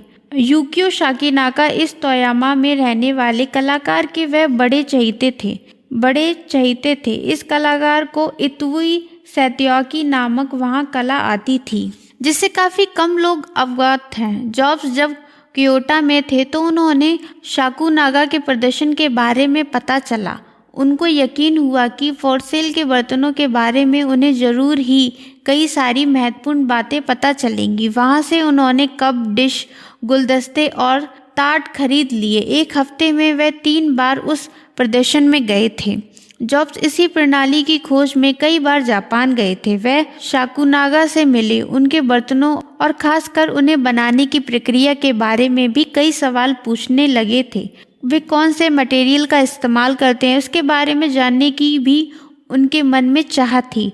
साकुनागा ने उन्हें बताया कि वे सफ़ेद रंग के पोर्सेल मटेरियल इस्तेमाल करते हैं और उसे पहाड़ों से ढूंढ कर लाते हैं। इस प्रकार का मटेरियल खोज कर लाने और उससे बर्तन बनाने वाला वह एकमात्र कलाकार था। यह सुनकर जॉब्स इतने प्रभावित हुए कि उन्होंने उस पहाड़ को देखने की इच्छा जाहिर की। पहाड़ से साकुनागा मटेरियल लाते थे। जॉब्स को यह सुनकर और ज़्यादा आश्चर्य हुआ कि वे जिस पहाड़ से यह सामान लाते हैं वह पहाड़ नज़दीक नहीं बल्कि काफ़ी दूर था। उन्हें इस पहाड़ तक जाने के लिए रेल में 4 घंटे यात्रा करनी पड़ी थी। जॉब्स की मृत्यु के बाद साकुनागा से वार्तालाप हुआ तो उन्होंने बताया, जिस इंसान ने मोबाइल बनाया उसने मेरे काम को सराहा, यह मेरा अभिमान है। उन्होंने यह भी बताया कि जॉब्स ने उनके पास से 12 कपों का एक सेट खरीदा। उन्हें पसंद आए ऐसे कप बनने के लिए साकुनागा ने 150 अलग अलग प्रकार से कप बनाए। उनमें से जॉब्स को जो सबसे ज़्यादा अच्छे लगे उस प्रकार के 12 कपों का एक सेट बनाकर साकुनागा ने जॉब्स को भेजा। जापान में आकर वापस जाने के बाद जॉब्स जापान की कारीगरी, दार्शनिक और खाद्य संस्कृति के दीवाने हो गए। आधुनिक सादगी। सोचने वाली बात है कि जापान के कलाकार, इंजीनियर, जैन, दार्शनिक और खाद्य संस्कृति में कौन सी चीज़ एक समान है? उसका जवाब है सादगी और लक्ष्य। यह सादगी आलस की वजह से नहीं आती, इसे तो आधुनिकता से आई हुई सादगी कह सकते हैं। हर कोई अपने इकिगाई के अनुसार काम करने को तन मन एकाग्रह करके उस चीज को विकास की नई ऊंचाई पर लेकर जाता है। शिक्षे जैन माहिनी के हिसाब से अगर हमें हमेशा फ्लो में रहना है तो कोई ना कोई अर्थपूर्ण चुनौती हमारे सामने होनी जरूर चाहिए। जीरो ड्रीम्स ऑफ सुशी नामक फिल्म में टाकुमी का और एक उदाहरण दिखाया गया है। इस फिल्म में दिखाया गया उदाहरण किचन से संबंधित है। उसमें जो मुख्य किरदार जीरो, उसका टोक्यो में जीसा सबवे स्टेशन के पास एक छोटा सा सुशी रेस्टोरेंट दिखाया गया है। इस रेस्टोरेंट में जीरो और उनका बेटा पिछले 80 सालों से सुशी पदार्थ बनाते थे। दोनों रोज तुसाजिक बाजार जाते थे और उसकी गुणवत्ता की मछलियां बनाते थे। उस फिल्म में ऐसा दिखाया गया है कि जीरो के पास सीखने वाला एक विद्यार्थी टमाको बनाना सीख रहा था। वह लाख कोशिश करता था लेकिन उसके द्वारा बनाए गए टमाको को जीरो की प्रशंसा नहीं मिलती थी, लेकिन वह जी तोड़ मेहनत करता था और एक दिन जीरो की प्रशंसा पाता ही है। वह विद्यार्थी कोशिश करना क्यों नहीं छोड़ देता। रोज आमलेट बनाने से वह ऊबता नहीं है क्या? नहीं, क्योंकि सुशी बनाना उसका इकिगाई होता है। जीरो और उनका लड़का दोनों खाना बनाने में कुशल होते हैं। खाना बनाते वक्त उन्होंने कभी भी ऊब नहीं आती है। सच बात तो यह थी कि वे फ्लो की अवस्था में जाते थे और कार्यक्रम होकर काम करते थे। वे अपने किचन में बहुत खुशी से काम करते थे। उसकी असली वजह यही थी कि वह उनका इकिगाई था। उनको काम करते वक्त इतनी खुशी होती थी कि वह समय से परे चले जाते थे। उस पिता पुत्र के अच्छे संबंधों के बीच की और एक वजह थी उनके काम की जगह और वहाँ का शांत माहौल, जिसकी वजह से वे एकाग्रता से काम कर पाते थे। लेकिन हालांकि उनके काम के लिए कई सारे पुरस्कार मिले। लोगों ने उनके काम की सराहना की और मिशेलिन की ओर से उन्हें 3 तारांकित मानांकन भी मिले। फिर भी उन्होंने व्यवसाय को बढ़ने के बारे में या शाखाएं खोलने के बारे में कभी नहीं सोचा। वे अपने छोटे से होटल में एक साथ 10 लोगों के लिए खाना बनाते रहे। जीरो के परिवार ने भी कभी भी ज़्यादा पैसे कमाने के बारे में नहीं सोचा। उन्होंने हमेशा शांत, आनंदमय और जोशपूर्ण माहौल में काम करने पर ज़्यादा जोर दिया। उसकी वजह से वे विश्व के सर्वश्रेष्ठ सुशी बनाते रहे और फ्लो में रहे।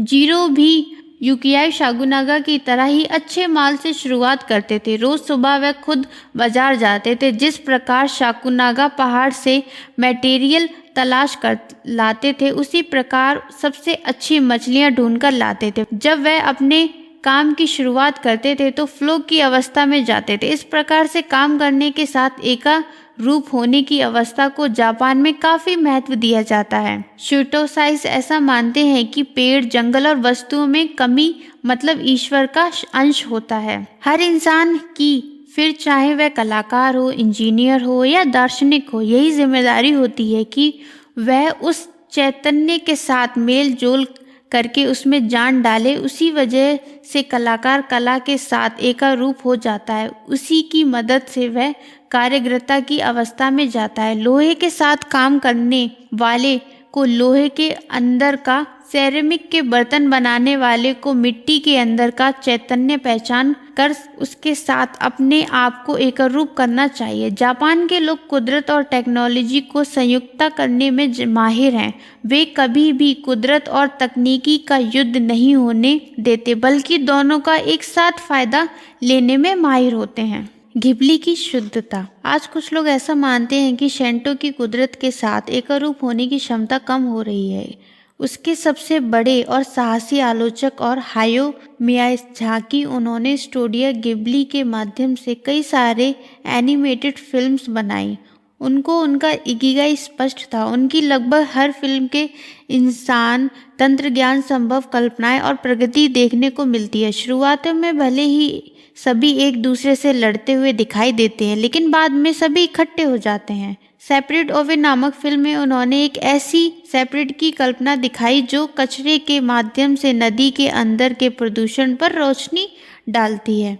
मियाज़ाकी की फिल्मों की विशेषता यही होती है कि जंगल में व्यक्ति रेखाएं होती हैं जो पेड़ और उनकी संभावनाएं होती हैं। रॉबर्ट की पंछियों के साथ दोस्ती होती है। राष्ट्र संबंधी माने गए मियाज़ाकी पूर्ण रूप से अपनी कला में डूबे रहते हैं।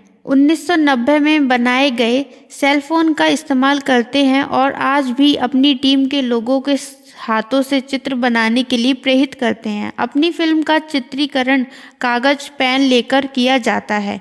किसी भी प्रकार के कंप्यूटर के इस्तेमाल के बिना काम करने वाला गिबली स्टूडियो अपने काम के एक विशेषता और पूरी तरह पारंपरिक तरीके से चलता है। उसका पूरे श्रेय दिग्दर्शक मियासी को जाता है। जिन्होंने गिबली स्टूडियो देखा है उन्हें वहां रविवार का दृश्य पता होगा। आप परिवार को भी उस स्टूडियो में जाएं तो आपको किसी कोने में साधारण से कपड़े पहने हुआ एक इंसान बैठा व काम करते हुए दिखाई देगा। वह अपने काम में व्यस्त रहता है, बिना आपकी ओर देखे हाय कहकर आपका स्वागत करता है। मियाज़ाकी अपने काम को इतना पसंद करते हैं कि वे रविवार के दिन भी वह अकेले ही स्टूडियो में काम करते हैं और अपना दिन फ्लो में बिताते हैं। वह पूरा समय अपने इकिगाई में बिताते हैं। जो लोग वहां पर आते हैं वे भी मियाज़ाकी के काम में व्यताई नहीं लगते। 2013 में मियाज़ाकी के रिटायर होने की घोषणा हुई। उनकी याद में NHK टेलीविज़न ने एक जानकारीपूर्ण फिल्म बनाई जिसमें उनके रिटायर होने के आखिरी दिनों के कुछ लम्हे दिखाए गए थे। उसमें दिखाया गया था कि सारे लोग मीटिंग कर रहे हैं, कुछ घूम फिर रहे हैं, लेकिन मियाज़ाकी एक कोने में अपना काम करते हुए दिखाई दे रहे थे। और एक सीन में ऐसा दिखाया गया कि 3 दिसंबर को वो भी स्टूडियो खोलकर काम कर रहे थे। मियाज़ाकी काम करने की अपनी इस चाहत को रोक नहीं सकते। जिस दिन उन्होंने रिटायरमेंट ली उसके दूसरे ही दिन वे स्टूडियो में गए और एक कोने में बैठकर काम शुरू कर दिया। बाकी लोग समझ नहीं पाए कि वे क्या कर रहे हैं। उनके चेहरे देखने जैसे हो गए थे। उस दिन के 1 साल बाद उन्होंने घोषणा की कि वे फिल्म बनाना बंद कर देंगे, लेकिन जीवन के आखिरी पल तक चित्र बनाते रहेंगे। कोई अपने काम के साथ इतना जुड़ा हो, इसे अपने आप से ही प्रेरणा मिलती है, तो वह कभी रिटायर नहीं हो सकता। एकांतवास, ऐसे लोग सिर्फ जापान में हैं ऐसा कहना सही नहीं होगा। ऐसे कई सारे शतरंज कलाकार इत्यादि हैं जो जीवन के आखिरी पल तक काम करते हैं। आइंस्टाइन ने जब आखिरी सांस ली तो उसके कुछ क्षण पहले ही उन्होंने एक सूत्र लिखा था जिसमें यह बताया गया था कि विश्व के सभी फोर्सेस को इकट्ठा कैसे करना है। वह आखिरी पल तक वह काम करते रहे जो उन्हें सर्वाधिक आनंद देता था। वह कहते थे अगर मैं शतरंज ना बना होता तो संगीतकार बनता। जब भी वह भौतिक शास्त्र या गणित पर काम नहीं कर रहे होते थे तब यह वायलिन बजाते थे। सूत्रों की खोज करना और संगीत का आनंद लेना, यही तो उनके इकिगाई थे। इन दोनों कामों में उन्हें असाधारण आनंद मिलता था। कई बार बाकी लोग इन लोगों को लोगों में ना घुलने वाले या अकेले रहने वाले मानते थे, लेकिन लोगों से मिलने के समय बिताने की बजाय उन्हें अपने पसंदीदा कामों को समय देना ज़्यादा पसंद आता था। यह ऐसे लोग हैं जो फ्लो में रहकर अपने जीवन का असाधारण इस्तेमाल करते हैं। उसकी एक मिसाल है कंदवरीकार हारुकी मुराकामी। वे काफ़ी कम मित्रों से मिलते थे और लोगों को 2-4 साल में एक बार ही मिलते थे। अगर हमें हमेशा फ्लो में रहना है और इकिगाई हासिल करना है तो हमारे आजू बाजू का माहौल शांत, सुरक्षित और समस्या से परे होना चाहिए। यह बात आप काफ़ी अच्छे तरीके से जानते हैं। माइक्रो फ्लो, रोज के काम में मिलने वाला आनंद। किसी कलाकारी के वक्त फ्लो को पाना मुमकिन है, लेकिन जब हमें कपड़े धोने हो, फर्श साफ करना हो या कामदाओं की तैयारी करनी हो तब क्या रोजगार के यह काम आनंददायी हो सकते हैं? शिजुकी के सबवे स्टेशन पर स्थित एक सुपरमार्केट में लिफ्टमैन को नौकरी पर रखा जाता है। वह ऐसे देखा जाए तो वहाँ की लिफ्ट तो सीधी सीधी ही होती हैं। अगर और ग्राहक सहजता से उनका इस्तेमाल कर सकते हैं, वह भी वहाँ के मालिकों को ऐसा लगता है कि ग्राहकों के लिए दरवाज़ा खोलने और बंद करने वाला कोई व्यक्ति होना चाहिए। अगर आपने जानकारी ली हो तो आपको पता चलेगा कि सन 2008 से एक इंसान वहाँ पर काम कर रहा है। वह इंसान हमेशा जोश के साथ और खुशी से साथ अपना काम करता है, लेकिन सवाल यह है कि इतना उबाऊ काम कोई इंसान कितनी खुशी के साथ कैसे कर सकता है? वह काम करते वक्त उसे ऊब नहीं आती? अगर आपके उसके पास का अवलोकन करें तो आपको पता चलेगा वह सिर्फ बटन नहीं दबाता, वह तो काम की पूरी श्रृंखला को पूरा करता है। जब कोई इंसान लिफ्ट के पास आता है तो वह हल्की और मीठी आवाज़ में और थोड़ा सा झुककर उसका स्वागत करता है, फिर उसे वह अंदर बुलाता है और बाकी अनोखे अंदाज में लिफ्ट का बटन दबाता है। सीसा जैन हिमानी उसे माइक्रोफ्लो कहते हैं। हम कई बार किसी क्लास में, सभा में या कार्यक्रम में ऊब जाते हैं और मनोरंजन का कोई साधन खोजते हैं। हम दीवार को कलर करते वक्त सीटी बजाते हैं। जब तक हमें किसी काम में चुनौती महसूस नहीं होती तब तक हम उस काम में खोए नहीं पाते। छोटे छोटे कामों में खोकर उसमें आनंद प्राप्त करना ही माइक्रोफ्लो प्राप्त करने की अनोखी कला है। इसी वजह से हम अपने रोज के कामों में भी खुशी से कर सकते हैं। बिल गेट्स भी रोज शाम को बर्तन मांजते हैं। वह कहते हैं कि शांत होने और मन की शुद्धि में उन्हें उसका फ़ायदा होता है। उसकी वजह से उन्हें बर्तन मांजना अच्छा लगता है। इतना ही नहीं, वह कोशिश करते हैं कि कल की तुलना में आज ज़्यादा अच्छे तरीके से बर्तन मांजें। उन्होंने बर्तन धोने के लिए एक कार्यप्रणाली भी अब बनाई है, जैसे पहले थाली धोएंगे, फिर चम्मच, फिर बाकी की चीज़ें। यह उनकी माइक्रोफ्लो की पद्धति है। महान भौतिकी शास्त्र रिचर्ड फेयरमैन भी रोज के कामों में आनंद लेते हैं।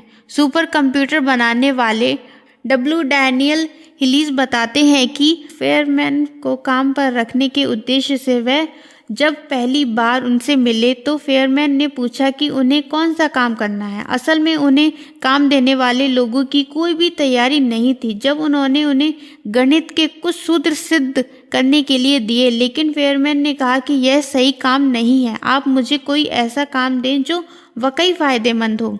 तो हिलीस ने फेयरमैन को बाजू की दुकान में जाकर ऑफिस के लिए सामान लाने को कहा।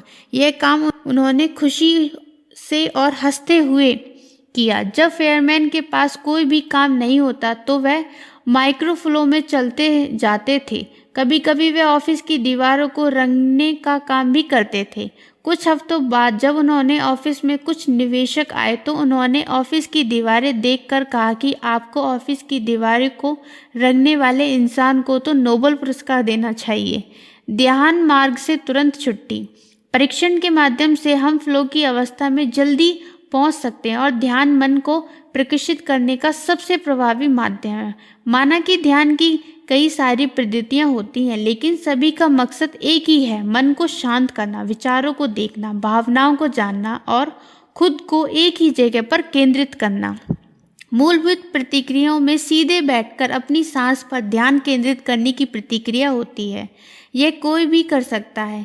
एक बार ऐसा करने के बाद आपको बदलाव महसूस होगा। आपके अंदर चलने वाली सांस की मदद से भी आप अपने अंदर चलने वाले विचारों को, भूचाल को शांत कर सकते हैं और उनकी ओर अलगाव के नज़रिए से देख सकते हैं।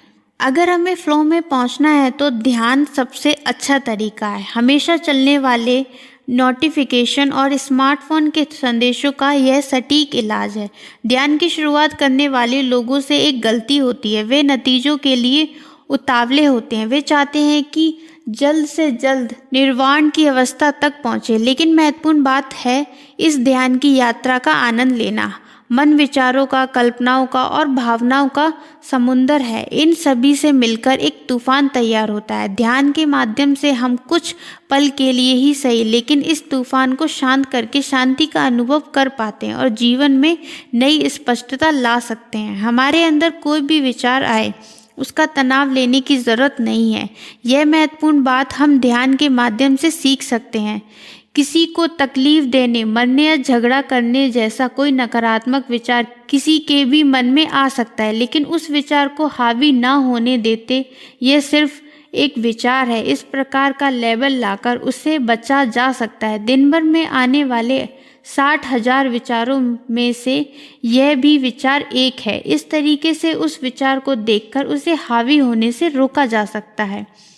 ध्यान करते वक्त हमारे मस्तिष्क में अल्फा और थीटा लहरें, तरंगें उत्पन्न होती हैं। अनुभवी लोगों में यह लहरें जल्दी उत्पन्न होती हैं, जबकि नए लोगों को इसकी अवस्था में पहुंचने के लिए आधा घंटा लग जाता है। वैसे देखा जाए तो ध्यान के बिना भी हम इन तरंगों का लाभ ले सकते हैं।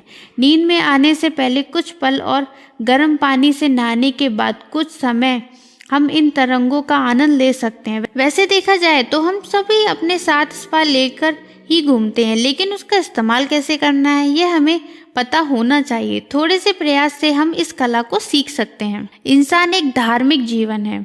हमारा जीवन धर्मों पर आधारित है। कुछ लोग कहते हैं कि लोग सिर्फ व्यस्त होने के लिए अपने धर्म का पालन करते हैं, लेकिन वास्तव में धर्म का पालन करना इंसान का मूल स्वभाव है। हालांकि आधुनिक जगत में लोग धर्म को छोड़कर भौतिक लक्ष्य प्राप्त करने के पीछे लग जाते हैं, लेकिन इतिहास कहता है कि इंसान शिकार करना, खाना पकाना, खेती, शोध और कार्य परिवार जैसी चीजों में व्यस्त रहता है। इसलिए व्यस्त रहना उसका स्वभाव बन गया है। पहले के जमाने में लोगों की दिनचर्या इन्हीं चीजों की इर्द गिर्द घूमती रहती थी, लेकिन आज के इस प्रगत जगत में लोग भौतिक जीवन के पीछे भागते रहते हैं। जापान में आज इस आधुनिक युग में भी दिनचर्या और धर्म का सही मात्रा में मेल जोल रखा जाता है। जापान का विशेष रूप से कन्फ्यूशियनिज्म, बुद्धिज्म और शितोजिक धर्म माने जाते हैं। इसमें नियमों से भी ज़्यादा धर्मों को महत्व दिया जाता है। जापान में काम करते वक्त आप कौन सा काम करते हैं उससे भी ज़्यादा महत्व इस बात को दिया जाता है कि आप वह काम कैसे करते हैं।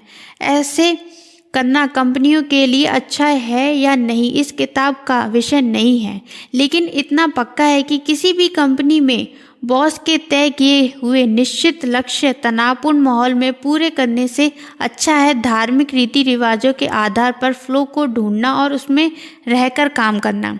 धार्मिक रिवाज हमें एक सहज और आसान सा रास्ता दिखाते हैं।